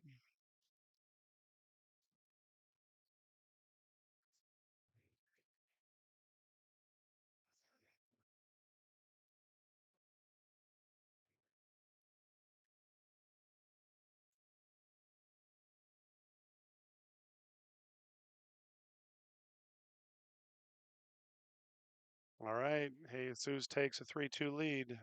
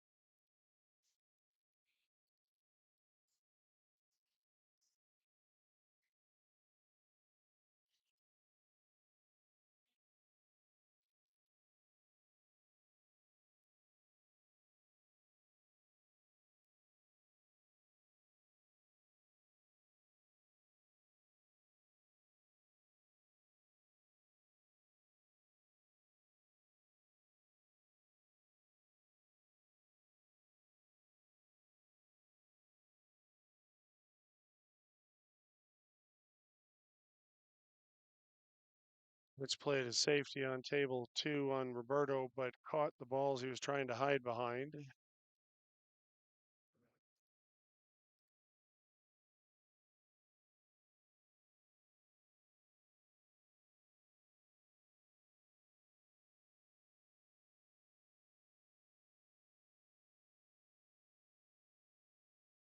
Apparently, Ian was at putters and hitting balls.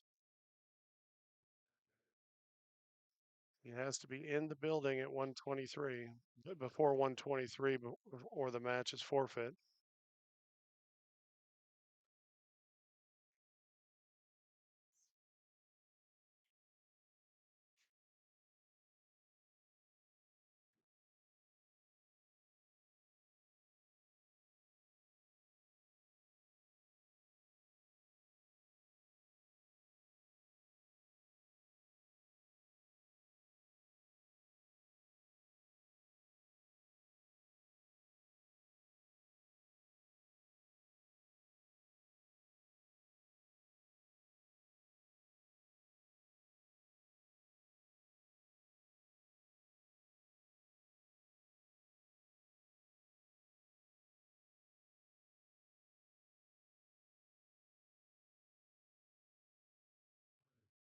All right, I have to step away. I'll be back in just a bit.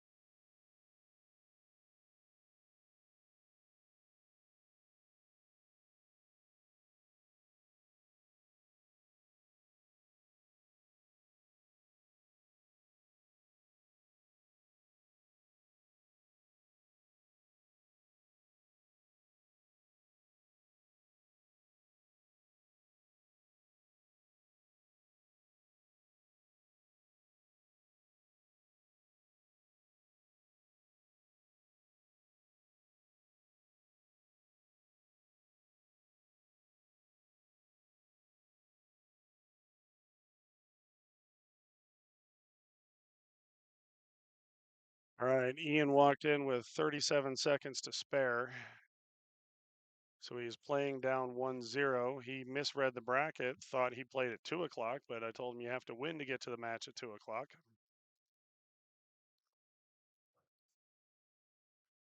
It's tough action playing Vilmos, but it's even tougher when you're spotting him a game on the wire to 6. All right, let me update the score. Sorry, guys, settling in. 3-3. These guys are battling hard.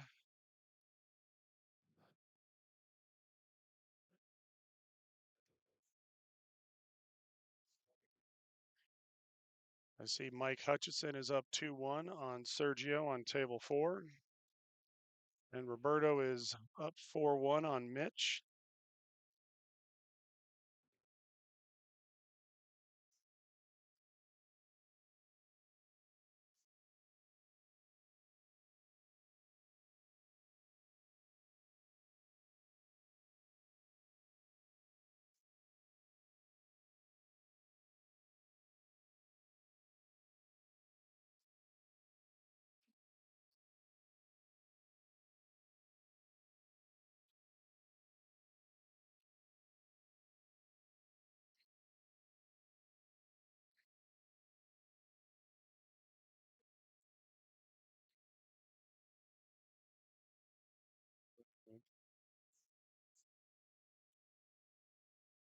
Jesus dissects that rack very well.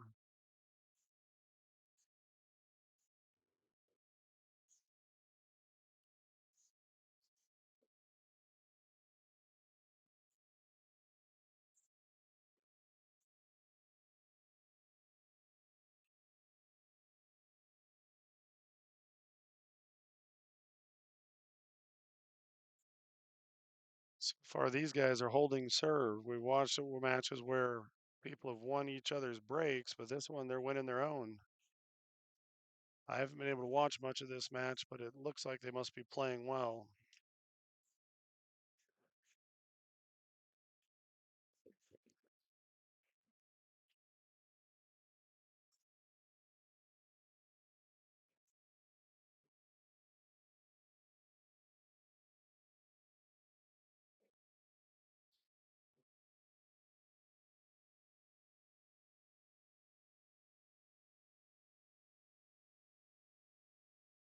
All right, Roberto has the 7 and 9 on table 2 to go up 5-1 and beyond the hill.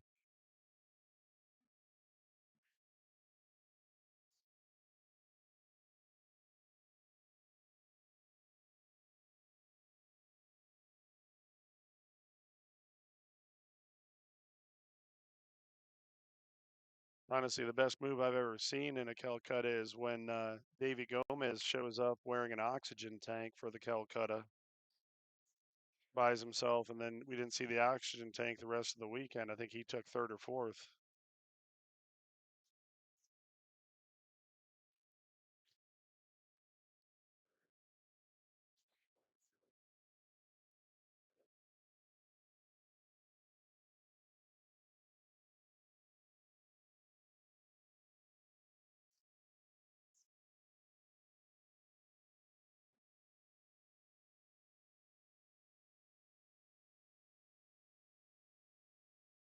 All right, Brian makes the 1 in the side, makes the 3 in the corner. The 2 ball is open, and the rest of the balls all have pockets. So if he can make this 2, we should fall on the 4 ball by the bottom left pocket.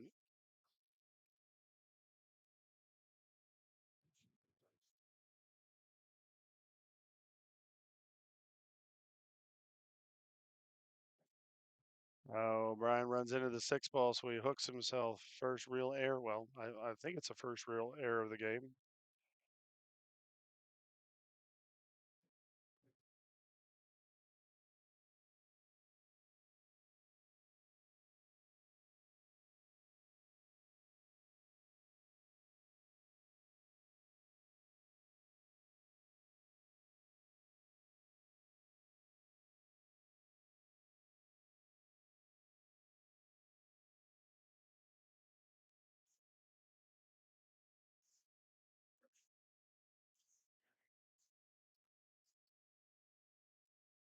Brian is looking at the 1 rail kick on this ball.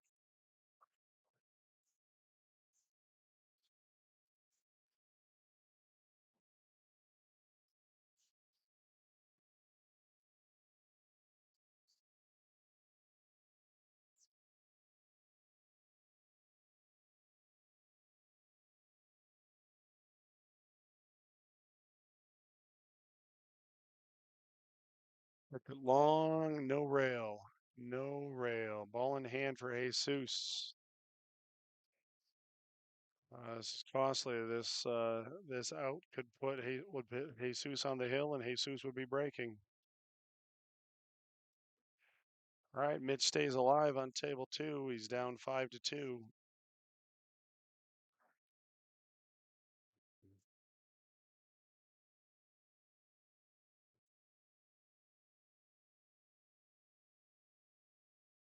Vilmos won the first game of their match to go up 2-0.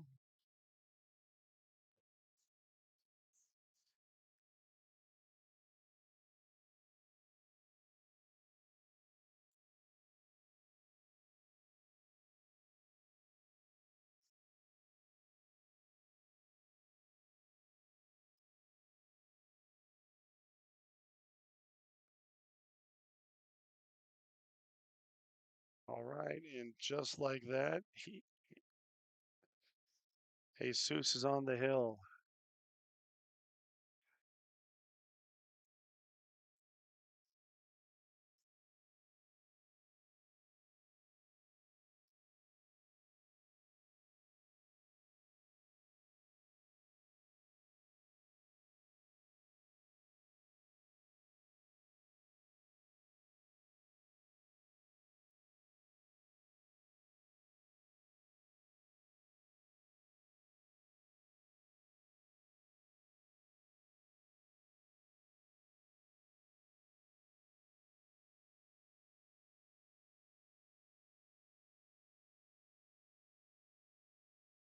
Wait, Jesus breaking. Jesus. Oh my gosh, I can my brain stop. Jesus is breaking off on the hill.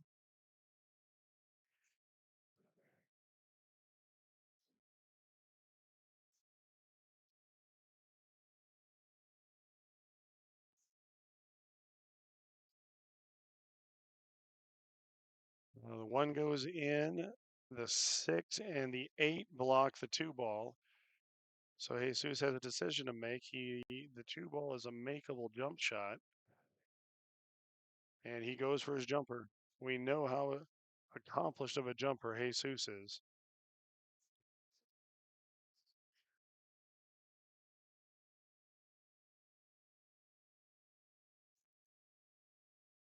All right, Mike Hutchison goes up 3-1 on Sergio. I didn't see how that happened because I did see Sergio shooting at an open 6 ball. But Mike Hutchison is up 3-1 on Sergio.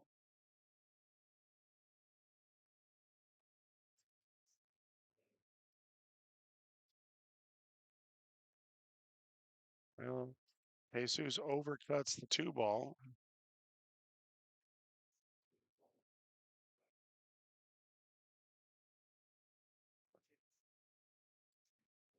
I think Brian's likely going to roll this ball forward to play the 4 ball.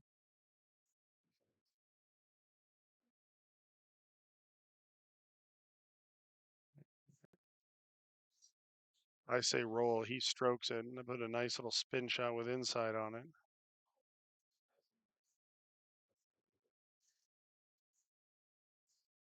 Brian has always been a very accomplished, quote, amateur player. His rating is above commonly perceived amateur level, but he doesn't really play professionally. The 5-time U.S. amateur champion with APA. Nice shot on the 5 ball there. Got perfect on the 6.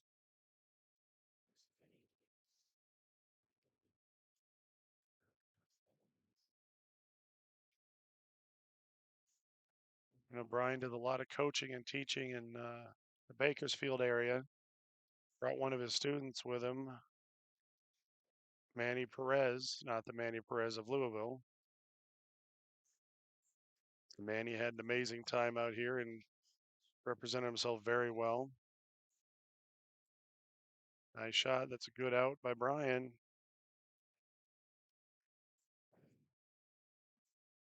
All right, Brian is breaking to get on the hill.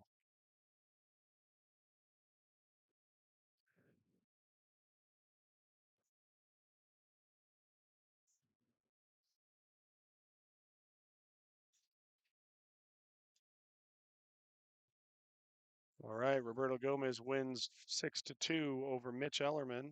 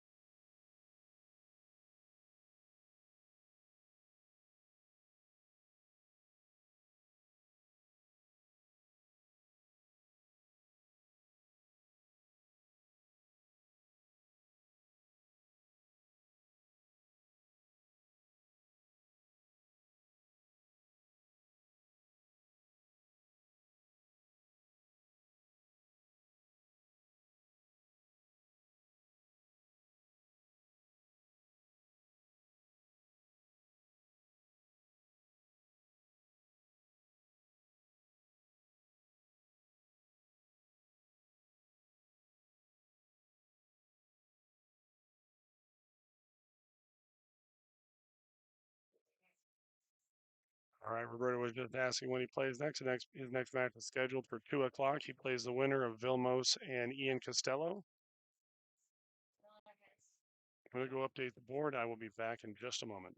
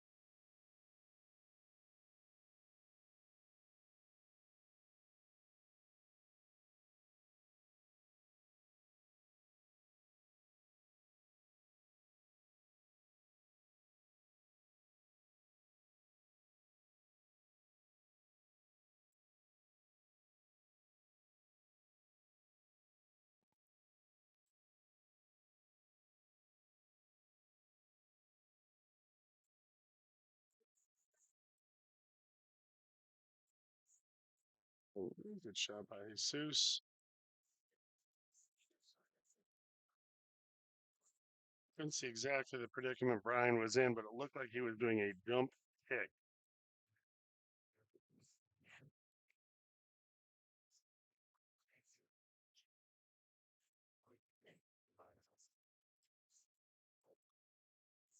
We'll look over at table 4 and see Mike Hutchison is up 4-1. Sergio is at the table, though. Ian Costello has won a game. He's down 3-1 to Vilmos.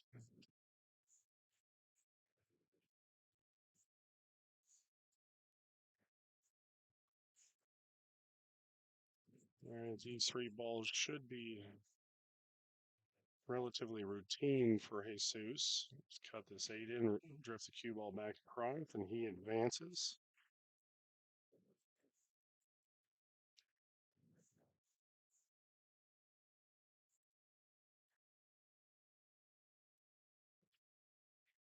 All right. Jesus wins 6-4 over Brian Parks. Brian had a good showing in the tournament. I will be back in just a bit.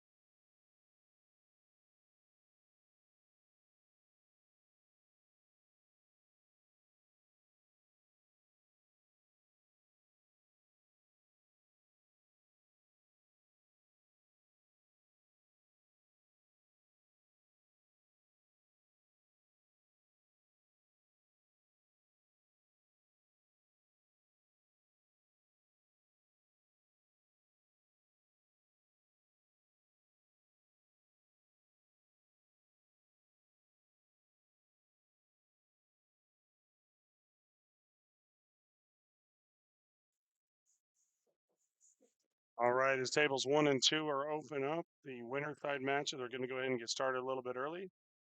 On table 1, we have Jordan Holman and Mark Estiola. On table 2, we've got Shane Van Boning and James Cabal. You'll be able to see both matches.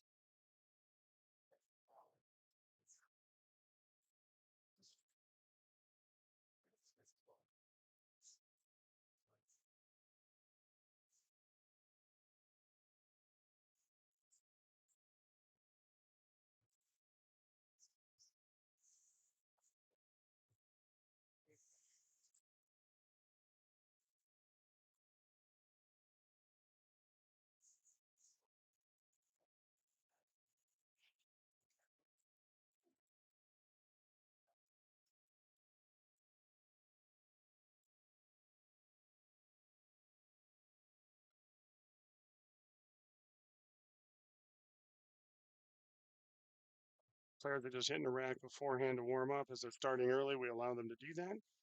I will be back in just a moment.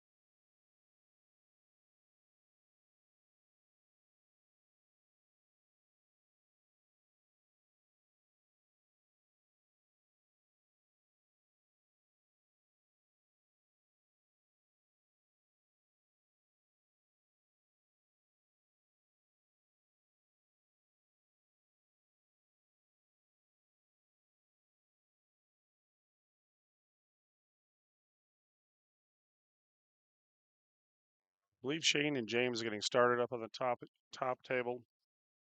Jordan's hitting a practice rack right now. I do see Ian has tied the matchup with Vilmos at 3 apiece.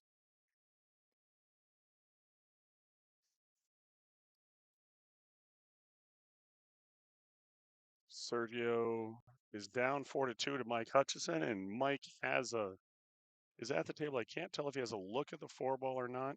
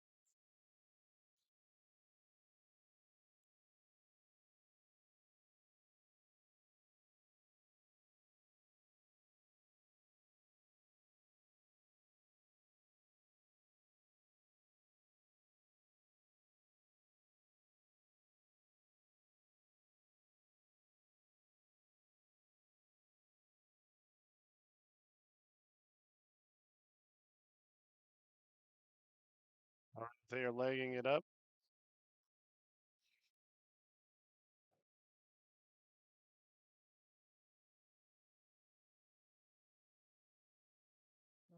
Looks like Jordan wins the leg. Jordan is local here in Las Vegas, moved here from Jamaica. He's embraced the Vegas community, was captain of our Las Vegas team in the Griffin Cup against the Southwest Griffin Cup against Team Arizona.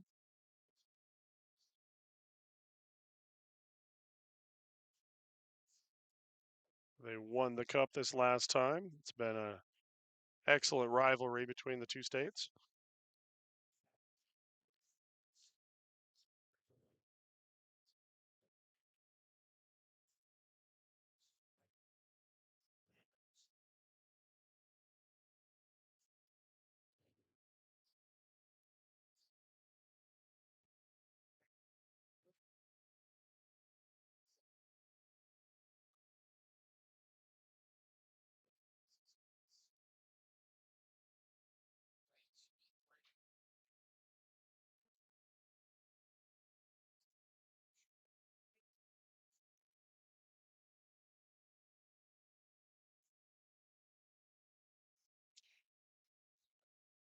Jordan and Roberto are competing for the best hair.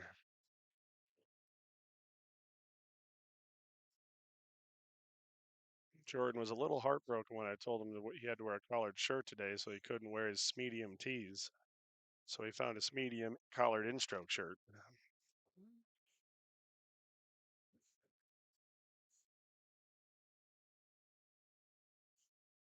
These are 7-foot diamond tables they were playing on. All right, Vilmos is up 4-3 on Ian.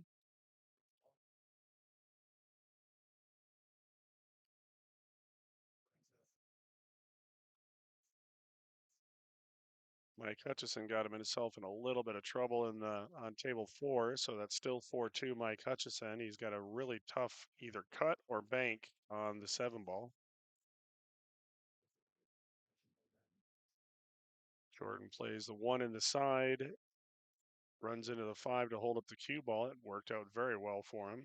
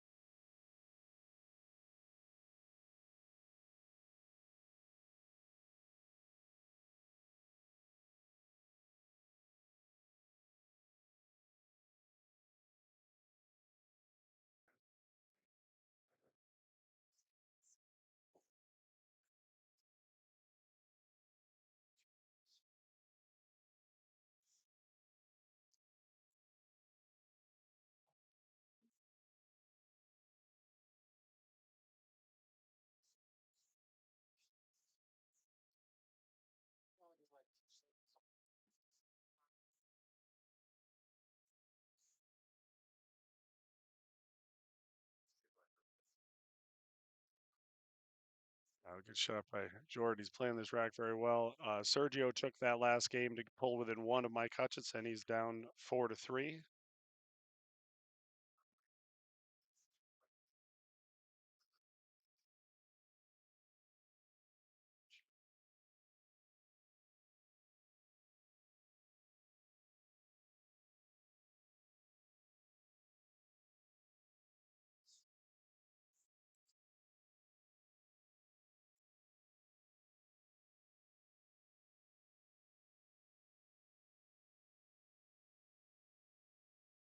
All right, Jordan takes rack one.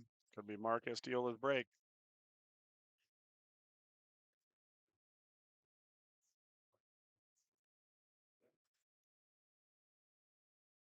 On table two on the top of your screen, I see James Cabal make the 7, get on the 8 to in rack one between he and Shane.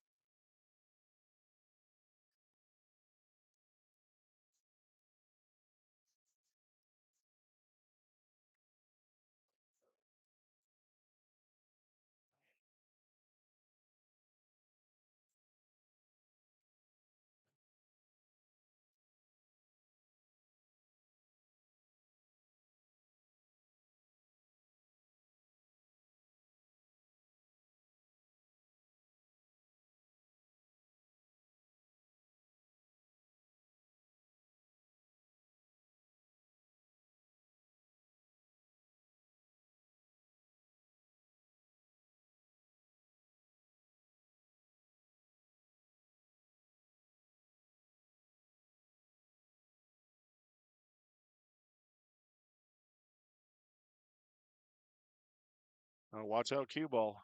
Watch out, cue ball. His scratch is cross side. Be back in a second.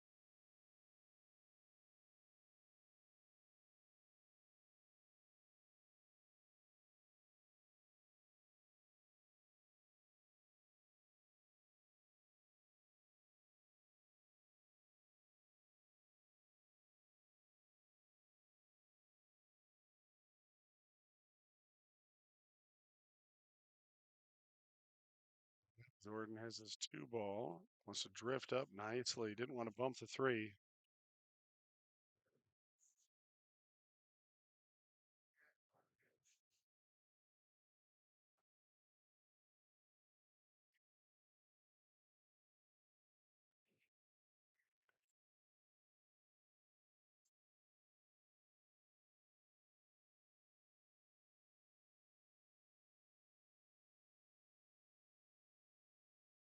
Right. He's going to maybe play the 4 ball in that top right corner pocket.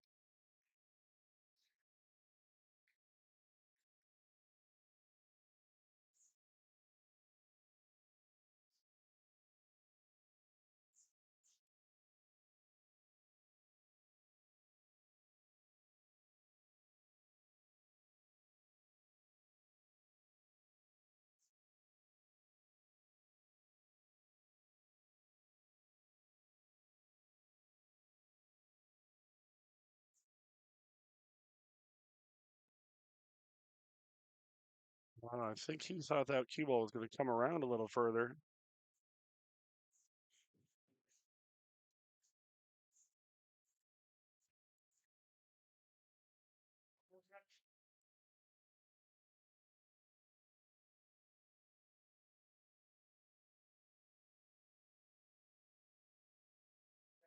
Nice shot there. Good safety by Jordan.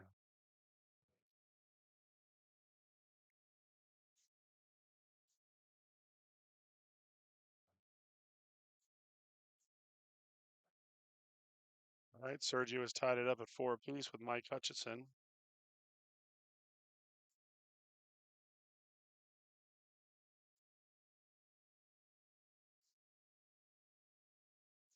Oh, Vilmos just miscued on a shot and cost him to where he's, well, I don't know if he sold out his shot to Ian. It's going to be a tough back cut on the 6 ball, but we'll see on table 3.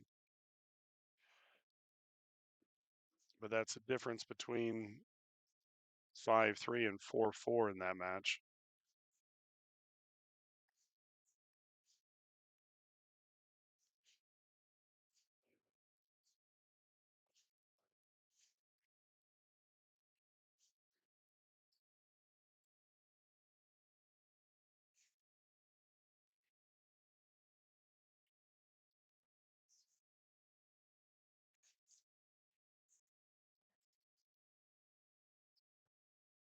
Mark is kicking at the bottom side, off the bottom side rail of the 5, which is really only going to give him maybe half the 5 ball to hit because of the 9 ball blocking it.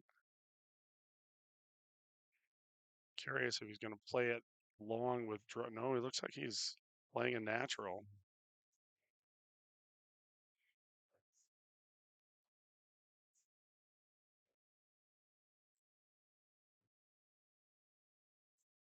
And that is a foul, so Jordan's going to be rewarded with ball in hand.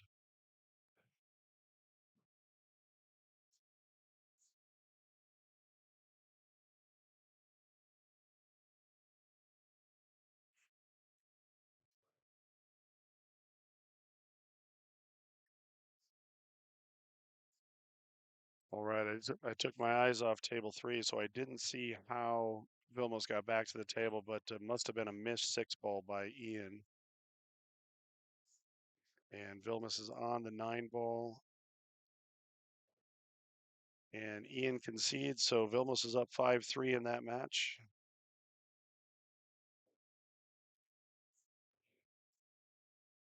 Score is still 4-4 in the Mike Hutchison Sergio match. Mike has played a safe on Sergio, but it looks like it's a makeable kick shot. It's a this 2 ball ended up kind of in front of the side pocket. So if Sergio can kick this in with the right speed. Oh, maybe not. Let me just see.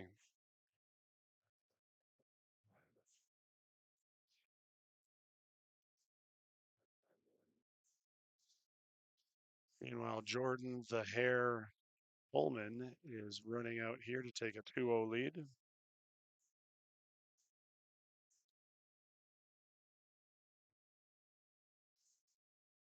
Again, I appreciate everybody tuning in all weekend long. We've had 3 great days of pool here at the Rum Runner. Back-to-back weekends. We had the Doc Hill Memorial 9-ball Classic last weekend for local Las Vegas B players that play league out of Rum Runner and or either out of or through the Rum Runner. And obviously the Andy Mercer Memorial. April 11th and 12th is our next Rum Runner tournament. That'll be the Western Women's Charity 9-ball Challenge. Looking forward to that event. We have a full field with about 7 or 8 on the wait list on that.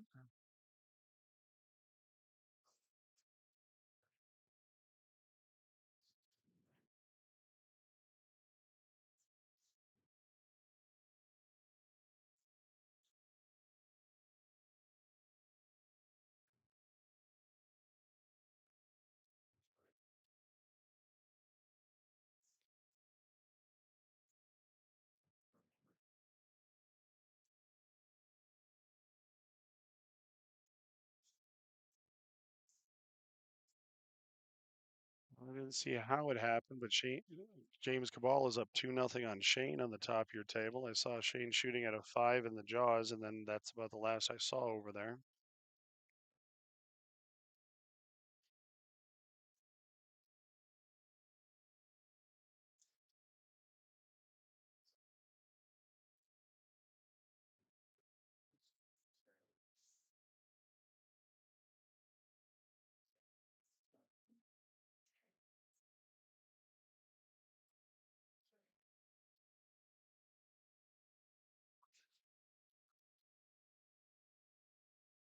Someone asked a question if you'll be able to see Vilmos on the stream table. I always tell people that you will always be on the stream table if you keep winning. Um, who do we have on the stream table next? It's going to be, oh, no. I don't have next one set up because these are the 2 o'clock matches. We're running a little bit behind with those last two matches over there.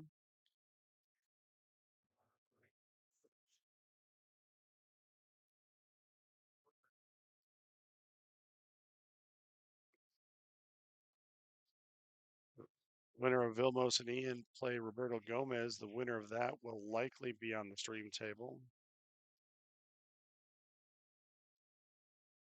All right, Shane gets on the board, down 2-1.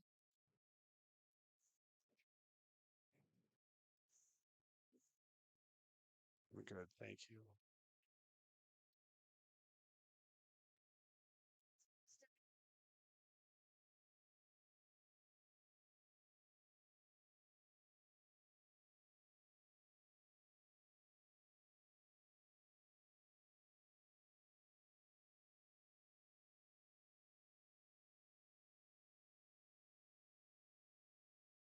What a shot by Jordan. Full cue, jump cue over the edge of the 9 ball, comes around perfect to make the 2, but he just crossed the line to be able to move the cue ball back down towards the 3 ball, which is on that left end rail. See how he plays this. This is no duck.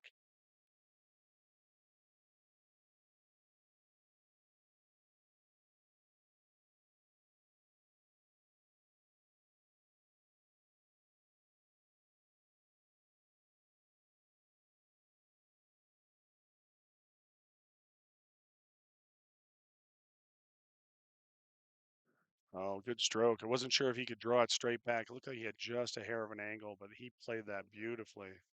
Jordan is in good form today.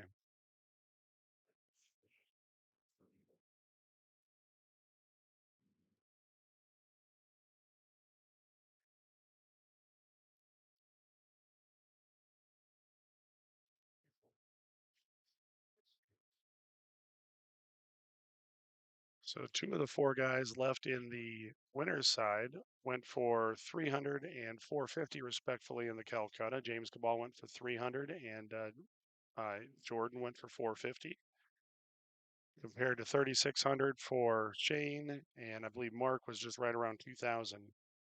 All right, Vilmos won his match 6-3. I will be back in just a bit.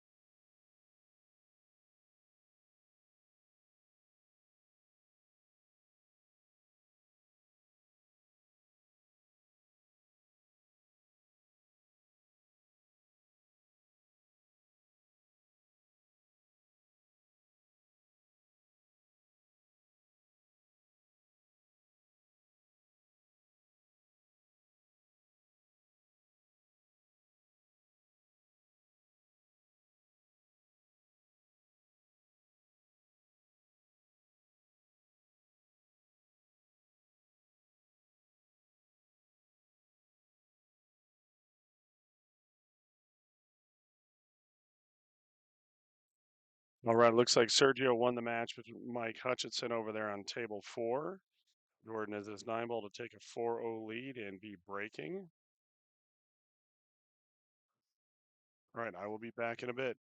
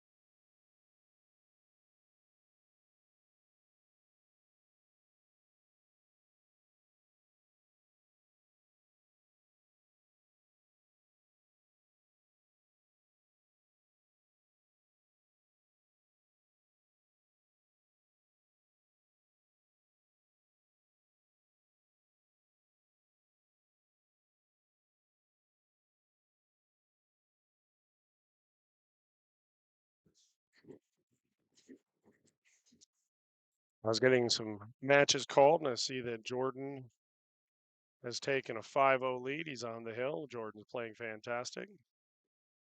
See Shane shooting a tricky shot on a 6-ball on table 2 up there.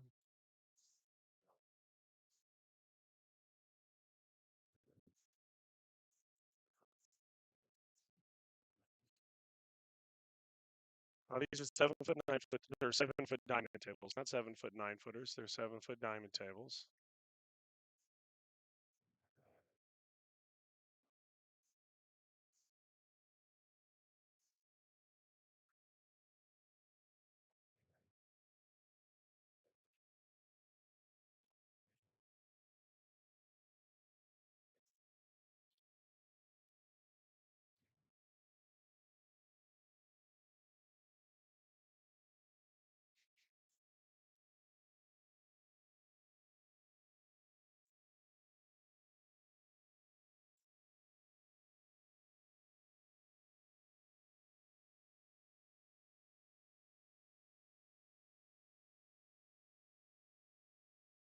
We are down to our final 8 players.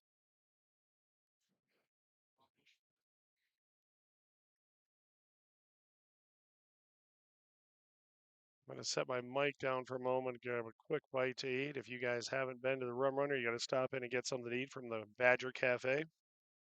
I'll be back in a moment, and I'll make sure I keep the scores updated.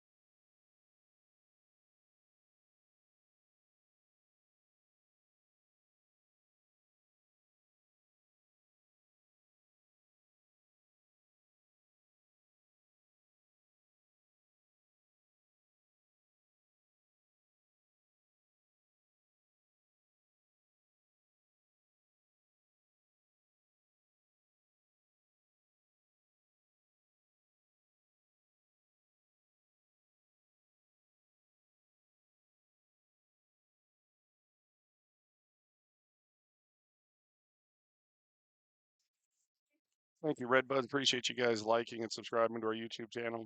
We bring you a lot of our Mob Productions events. We also do run and stream all of the events here at the Rum Runner.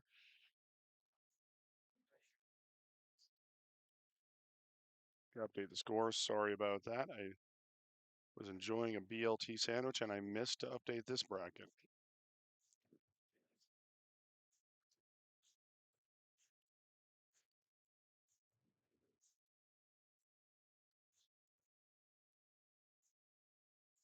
All right, Jesus and Sergio are tied at 1 apiece on table 3.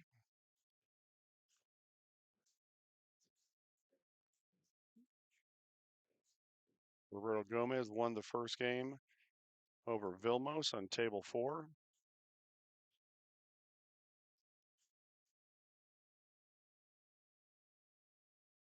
And James has been playing well, but it kind of seems like Shane's determined to keep James in the match right now.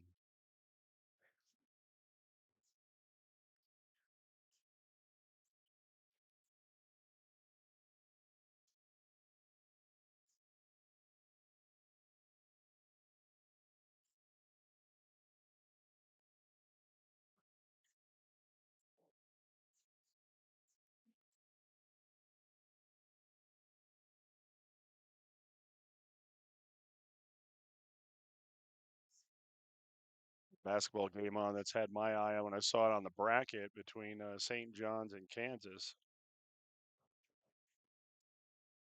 I think I picked St. John's to win that match.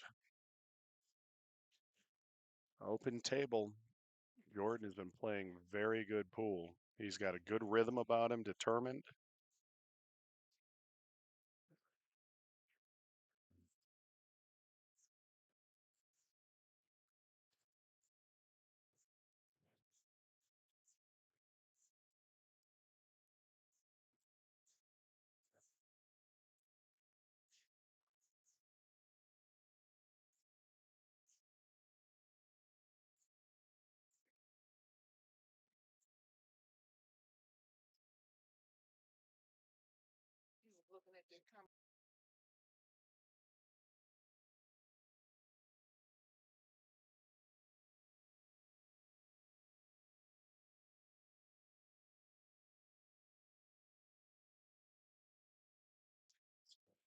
I got Edgar Jackson over here doing some background commentary saying how Jordan should be playing.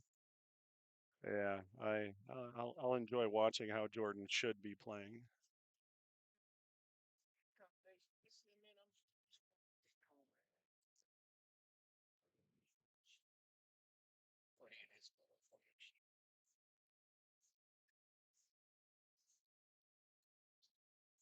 Yeah, that's money. Money. That Mark says that's good. Great shooting by Jordan. He's in the final 3. Mark's still alive. He's moving over to the one loss side. All right, I'll be back in a bit.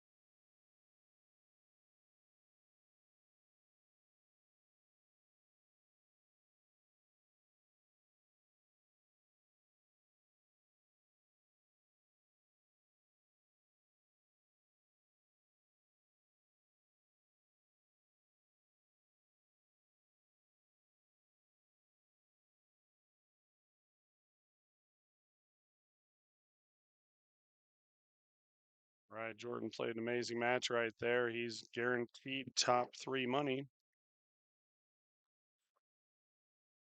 Shane, in the meantime, is struggling.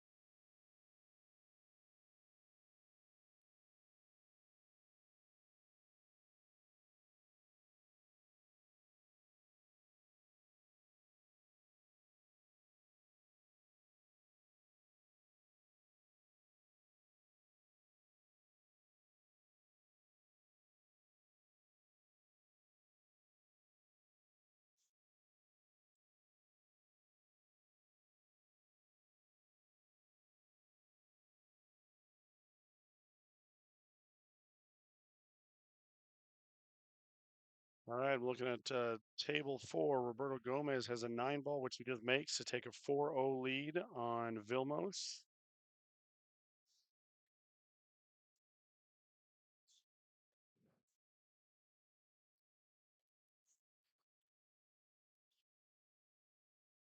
Sergio has a 2-1 lead on Jesus. And we're tied at 4 apiece between Shane and James. It's a race to 2 now.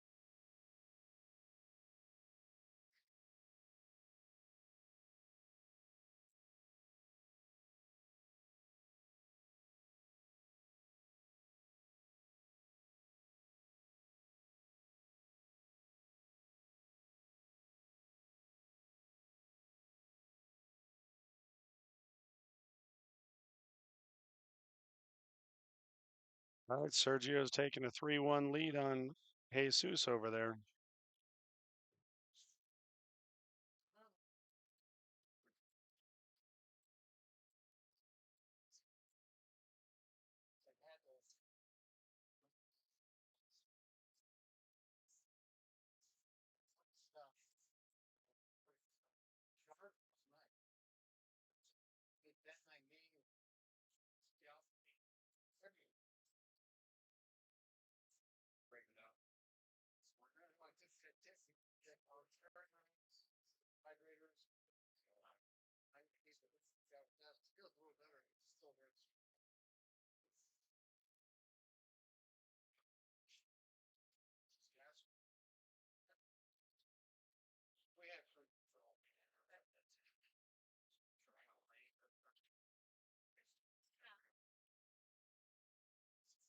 All right, Shane comes up a little short on this 8 ball. He's going to have to work to get on the 9 ball.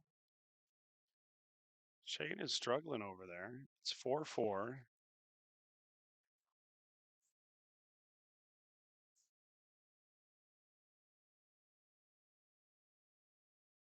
Well, James has played a very good tournament and beat some very good players.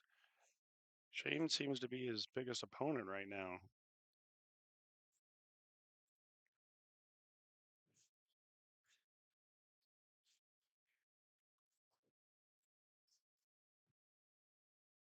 All right, he gets natural on the 9. The 9 looks closer to the corner pocket than it did from where I was sitting.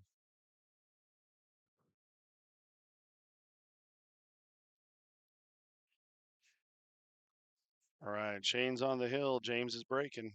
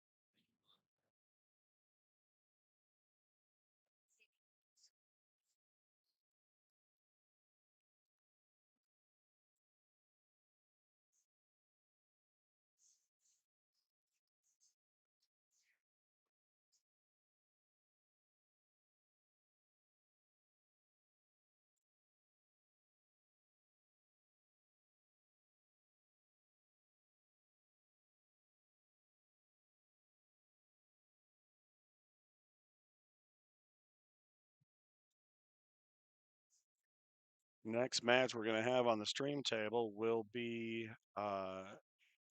Mark Estiola and the winner of Roberto Gomez and Vilmos Foldas. I believe. Actually, I've got to look that up. I might be wrong on that.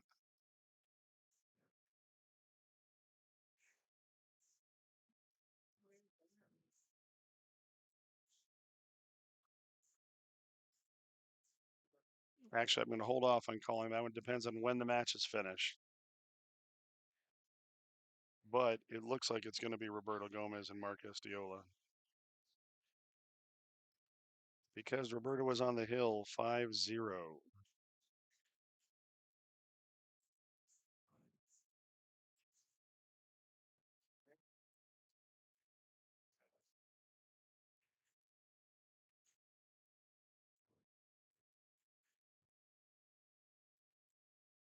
All right. You can sweat this match for a little bit from afar. I'm going to go step away to get some things ready. I'll be back in just a moment.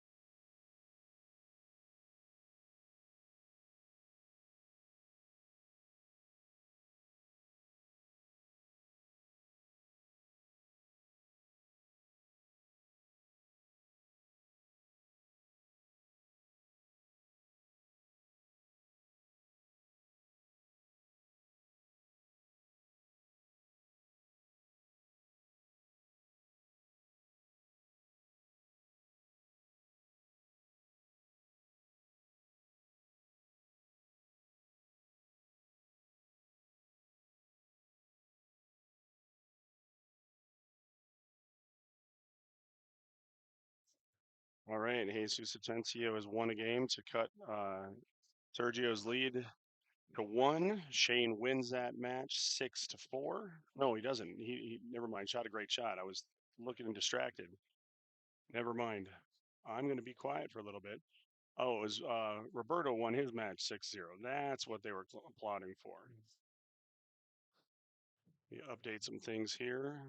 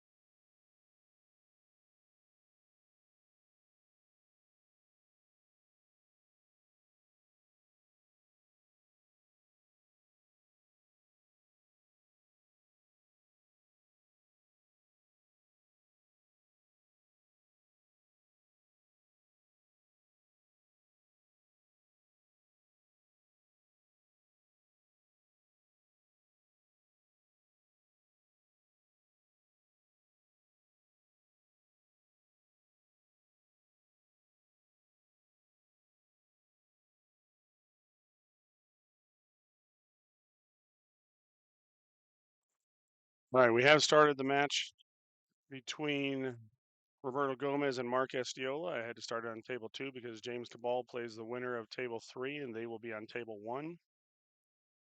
Sergio is on the hill up 5-2 against Jesus Atencio.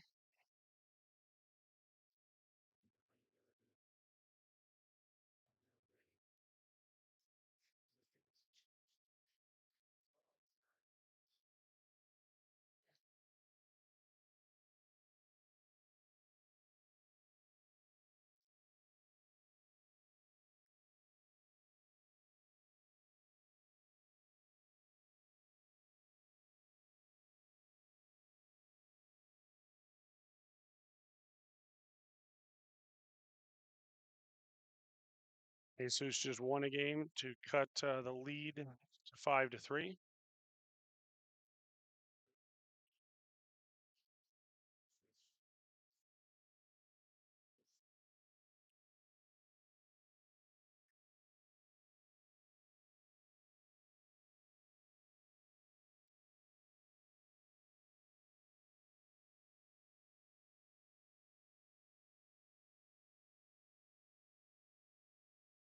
Jesus with a great break off over there made the 1, the 2, and the 3, but is looking at possibly a bank shot, if not a safety on the 4 ball.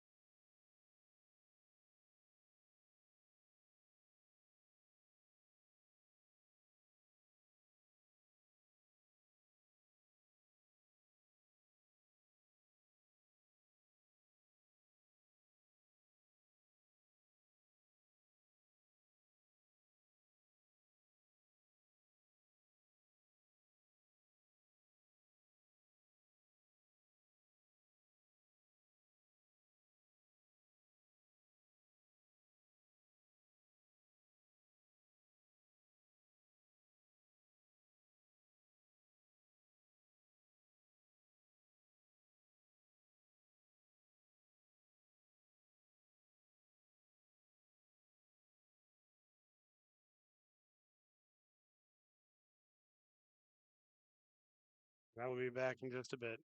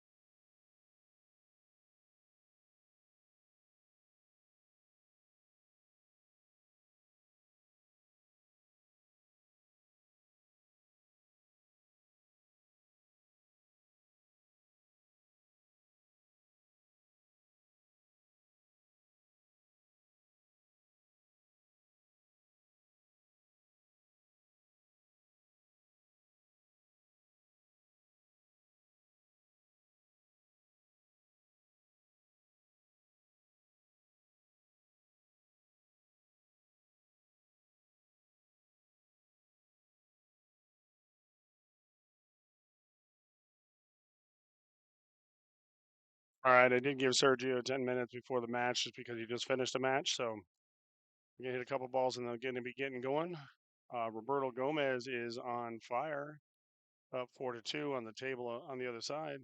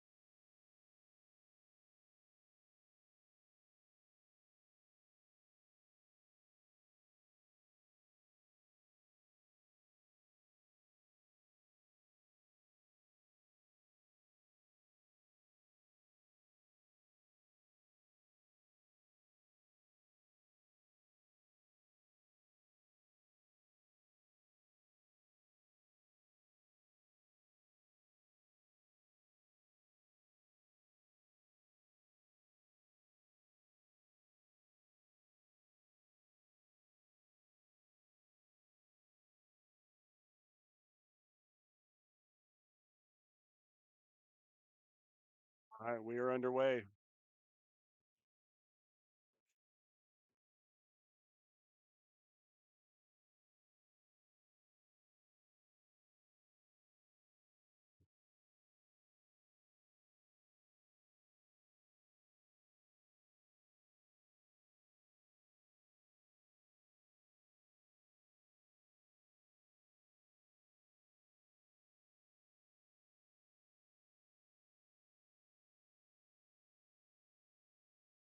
All right, James with a good break off.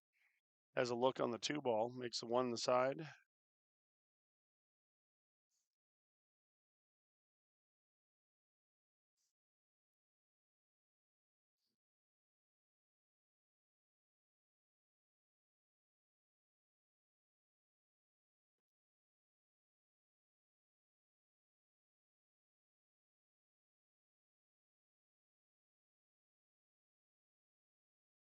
All right, Mark gets a game back on Roberto.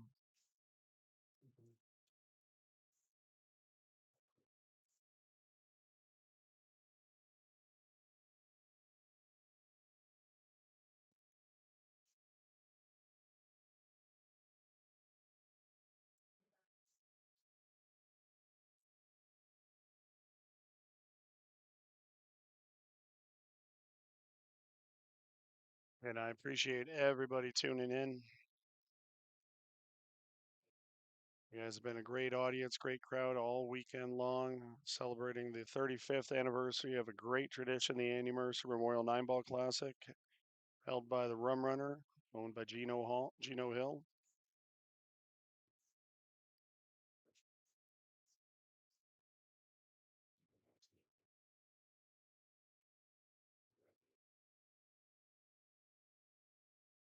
Got a trivia question for Andy Hughes if he's out there, and I assume he is because he's pretty good at correcting me whenever I misspeak. But has anybody ever won the Andy Mercer after losing their first match?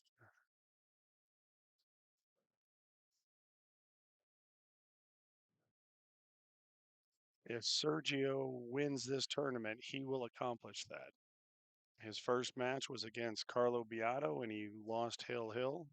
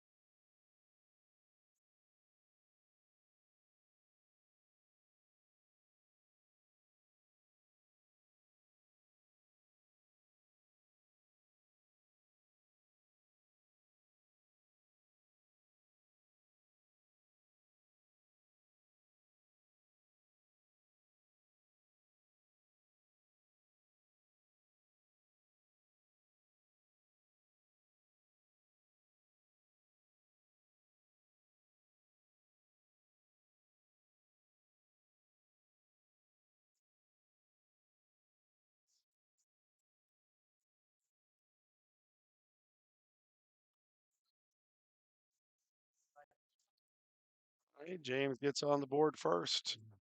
He's been playing very good pool.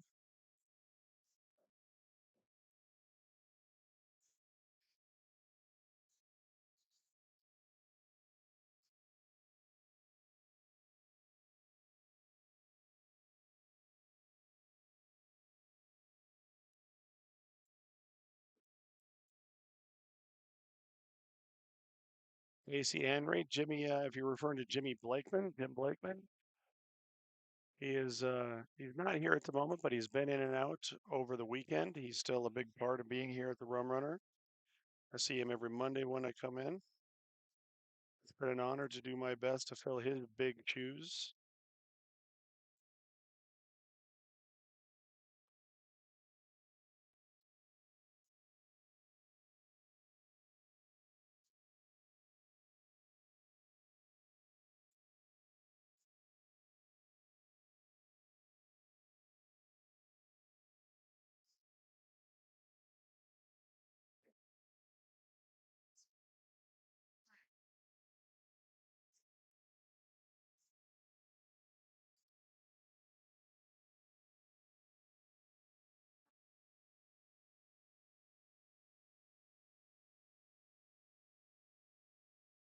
All right, Roberto is on the hill.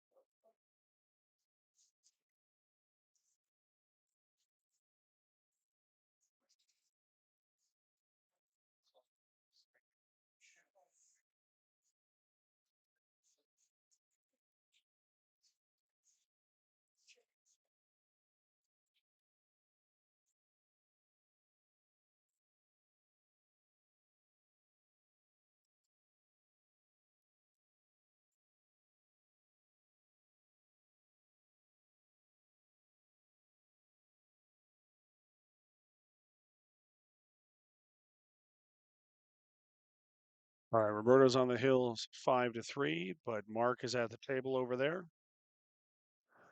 James is on the table here, trying to take a 2-0 lead. I'm going to step aside. I'll be back in a bit.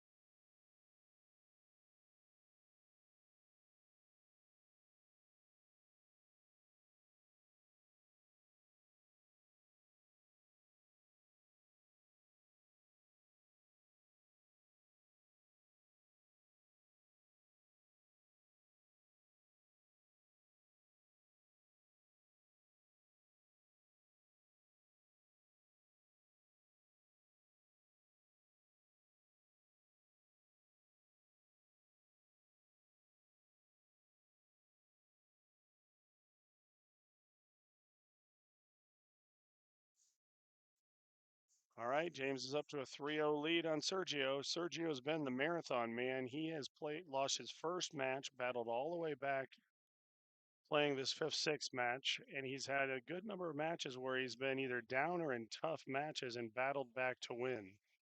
So Sergio has shown a ton of heart in this tournament.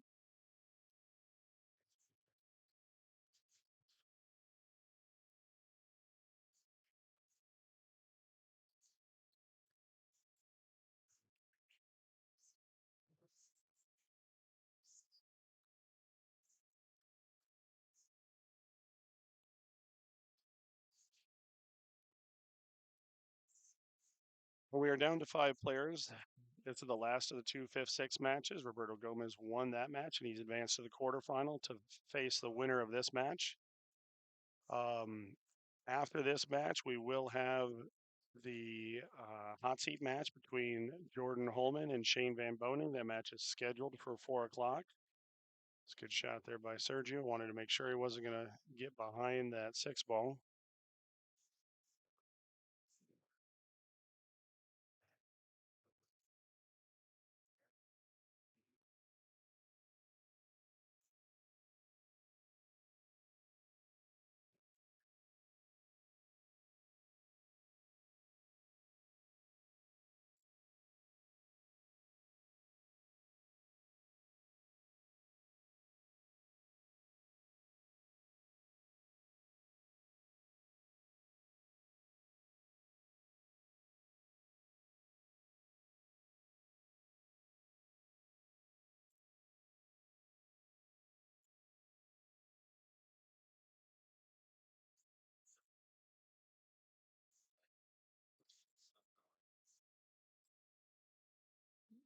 All right, Sergio has his 9 ball to get on the board.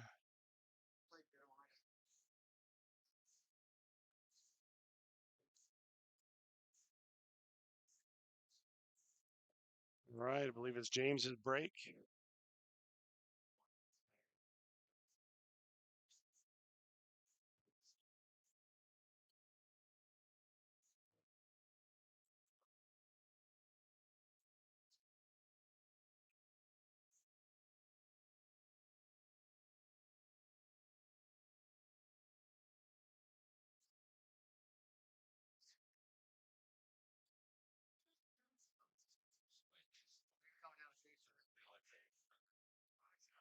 AC Henry, yes, Jimmy Mattia definitely was a huge part of the Rum Runner family.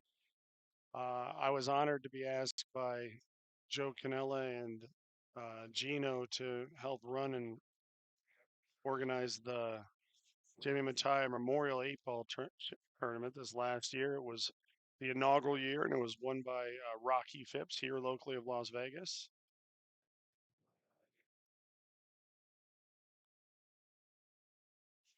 There's a dry break there by James. Those are the cracks Sergio's looking for to try and get back into this.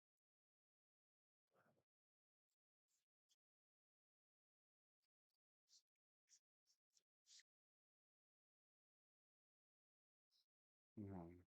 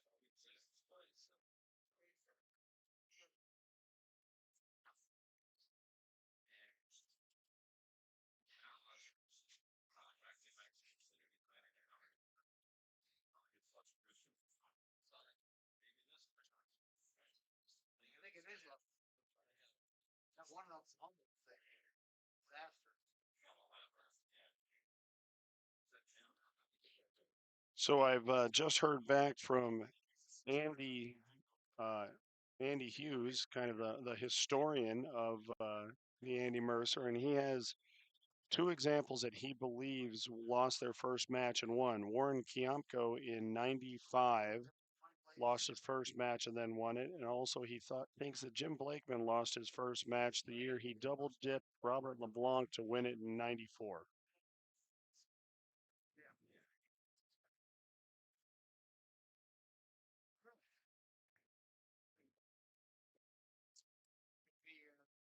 It is an impressive accomplishment if Sergio is able to come back and do that. He has the heart to do it, definitely has the game.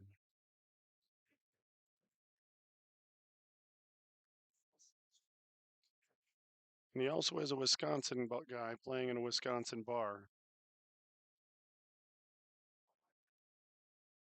Dolores, yes, I've mentioned the ladies' tournament numerous times. We have a full field of 48 ladies. It's April 11th and 12th. We are going to be doing a raffle for the Southwest Satin Q.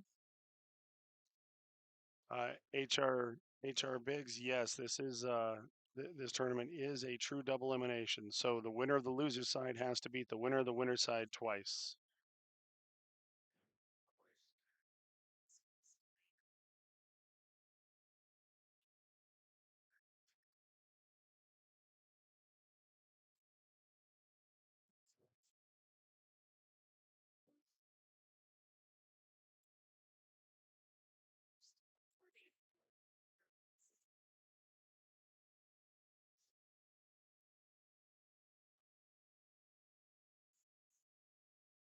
All right, Sergio has his 9 ball to make it a one game match.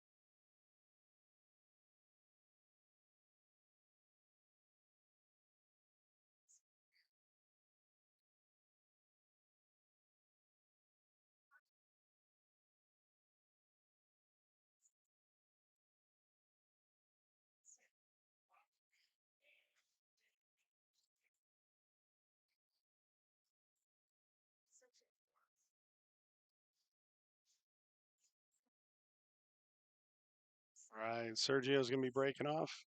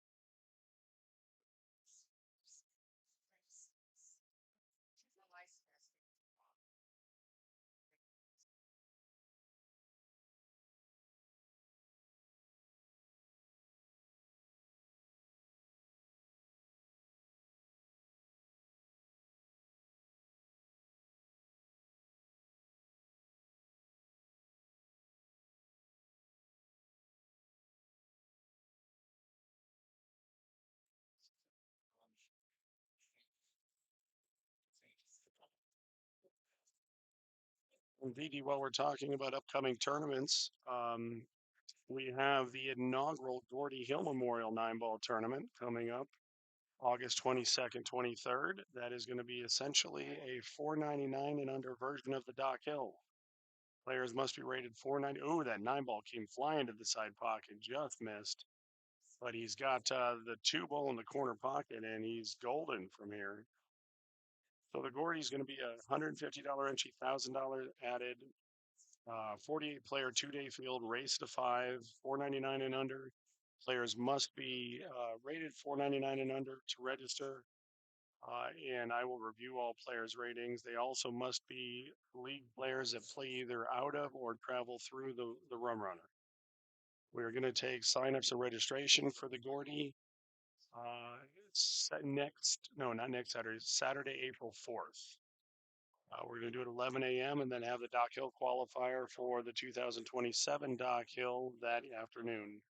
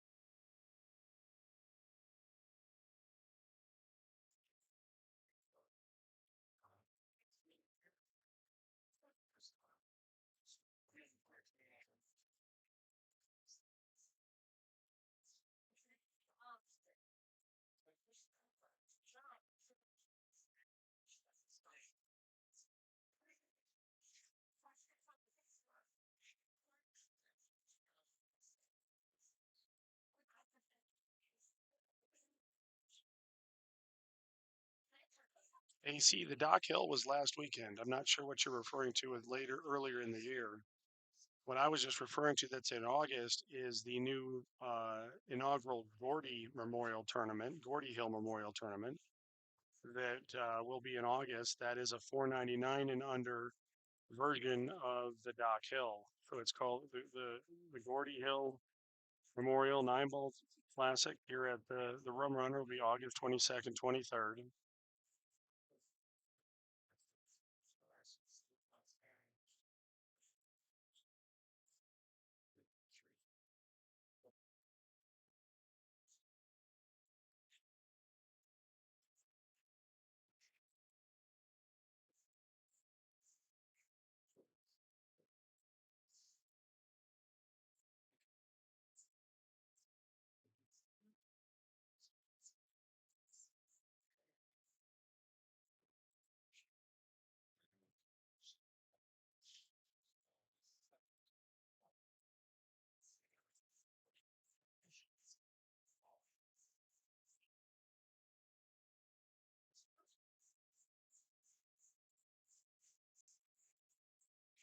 And just like that, Sergio is shooting a 9 ball to tie it up at 3 apiece.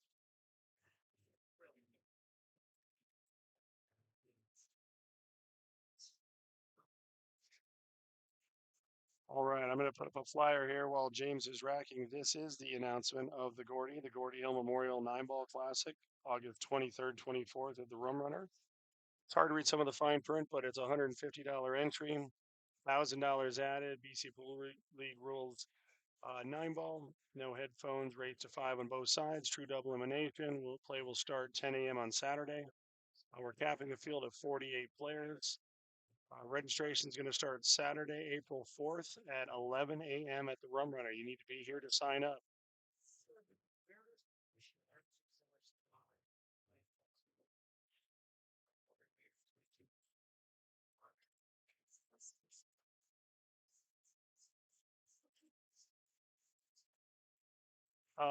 Shake and Bake. I'm not sure who Shake and Bake is, so message me if you've got me on Facebook or text me, Jack Murray, and we can discuss signing up. But you'll register in person at the Rum Runner April 4th at 11 a.m.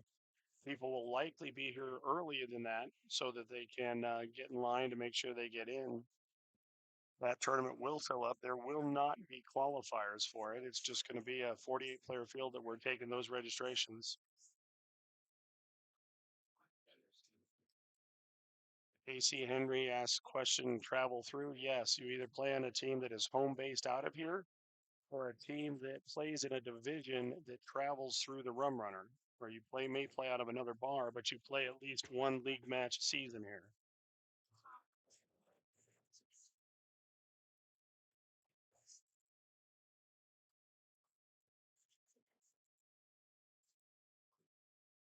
The leagues that play and travel through here are the Neon City Pool League, which is a BCA league I run, the Southern Nevada 9 Ball Pool League, which is one of the oldest leagues, if not the oldest league in the country. Also, a BCA Pool League sanction rule. I also run that. Now I've taken that one over. Um, APA plays through here on Thursdays, and TAP plays through here on Wednesdays. And Lisa Herman runs an in-house league on Tuesdays that plays in here.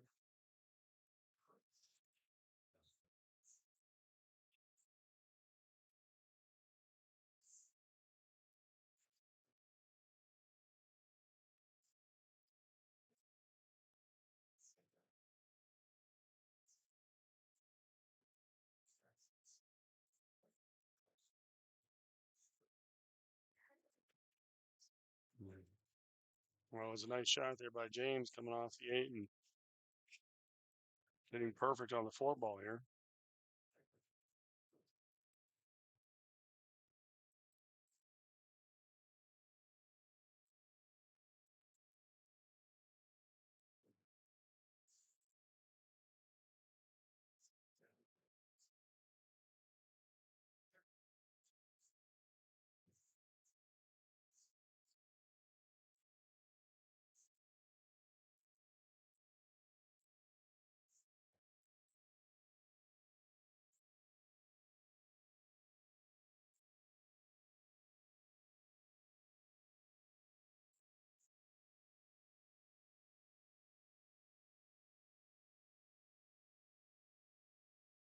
Oh, nice shot there by James. Nice little stun draw back. Didn't want to try and get too cute with it and do anything that might cost you the make.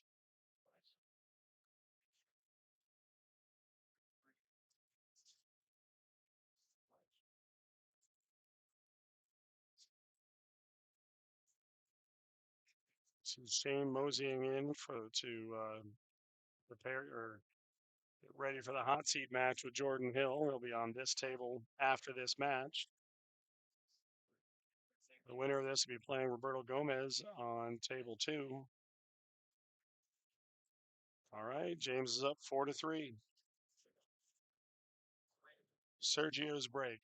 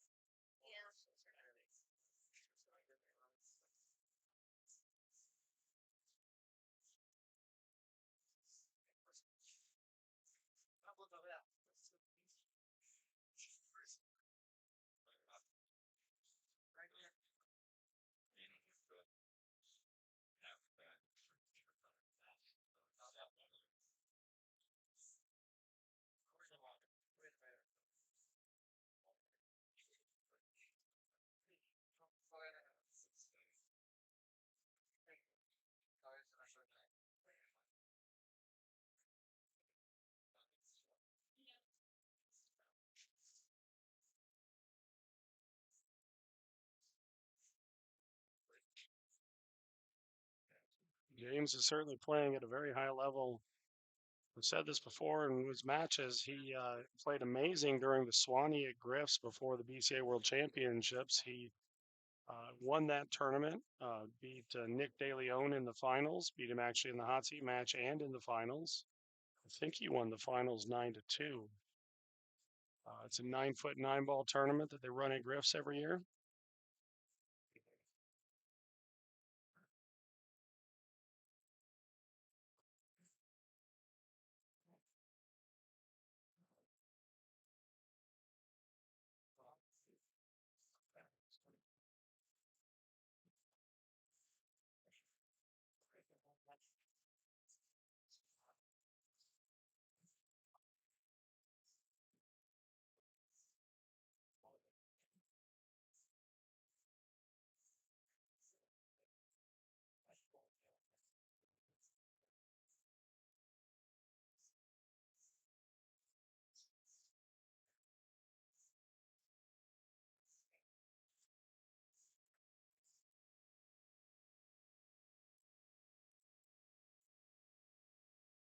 Not quite comfortable with this shot. It might be a little steeper than he wanted, trying to hold the cue ball up.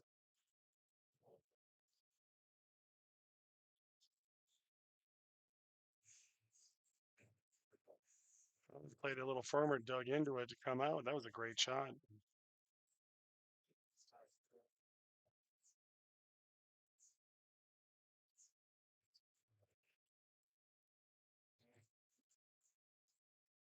All right.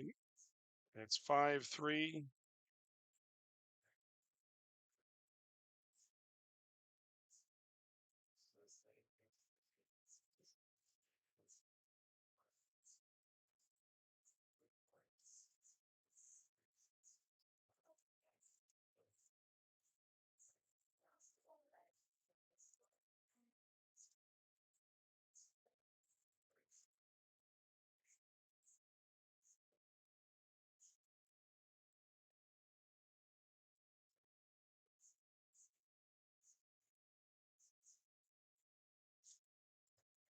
All right. I will be restarting the stream after this match. And if you guys were with me yesterday, you know that I have a tendency to forget to do that. I'm not going to forget to do it this time. So if you're watching on YouTube or Facebook, make sure you like and follow and subscribe to our page, and it'll bounce right back up when I do it. Once this match is done, I'm going to take about 5-10 minutes before we get the hot seat match and the quarterfinal matches going. I just want to make sure that they have plenty of space for the recordings and we don't get kicked off of Facebook. So we don't want anything cut off for the memorial, for the Andy Mercer Memorial on this. So we will be restarting the stream after this match.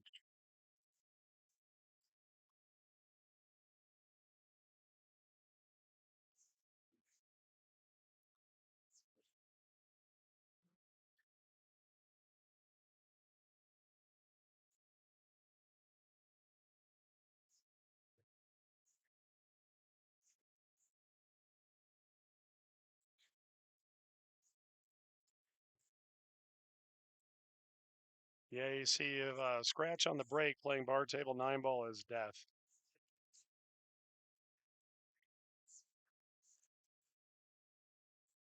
Breaking dry is not good, but scratching on the break could cost you 2 games, that game and then the one they're going to break and run.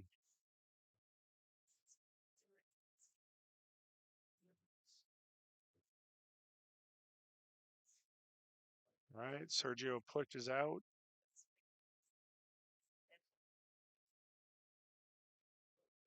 James gives it back fairly quickly.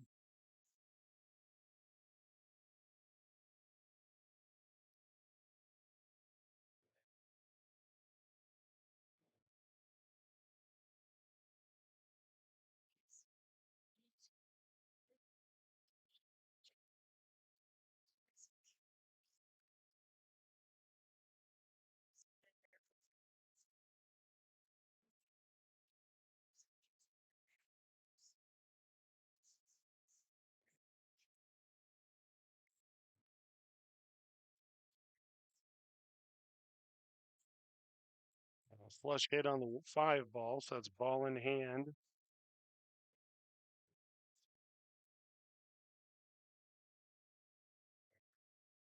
Looks like the one clears the 5 in the corner, so James just needs to take his time and stay in line. It's going to have to do some little bit of work, though. He's going to have to get from the 3 to the 4 and then back up for the 5. It's not like it's too difficult, but he really the only tests I see.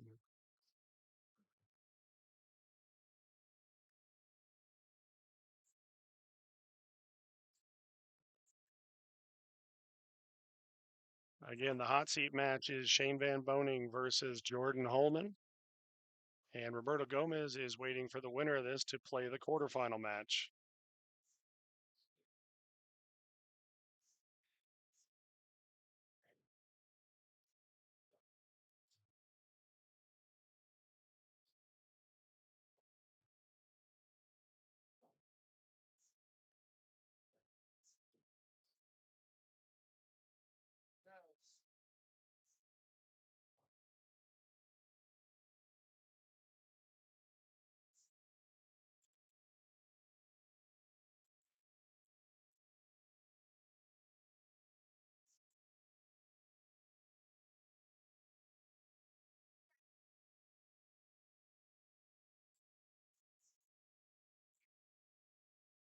Got a little straight on this 4 ball, and he actually just not straight enough.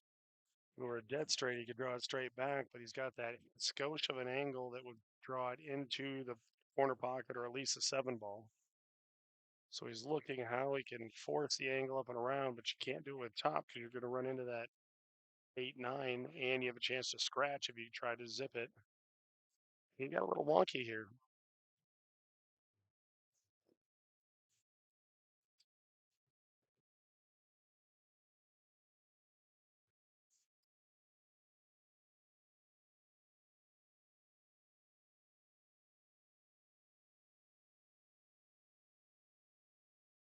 Appreciate HR Biggs.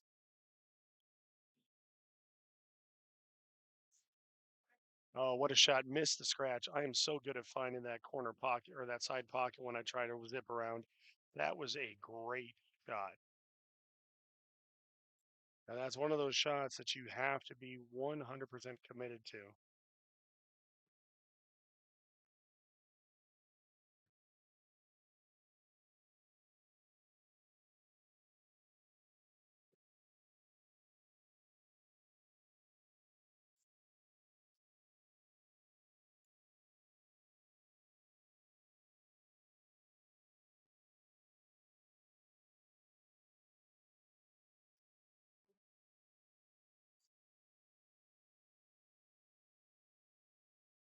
All right, James has this 7-8-9 to advance to the quarterfinal match and face Roberto.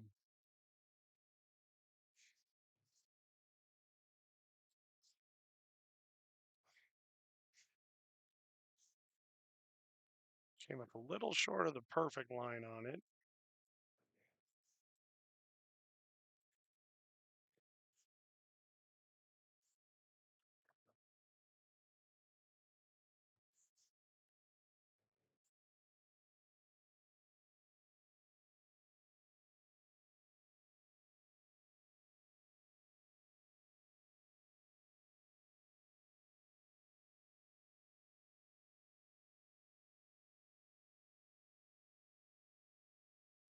I like that shot, that choice. Don't try to do something heroic. Just take the medicine for being a little out of line and make sure you have a play on the money ball for the match. You're hitting the ball good. Don't risk it on something silly. All right, James Cabal wins the match. I'm going to restart the stream. We'll get everything going in just a bit.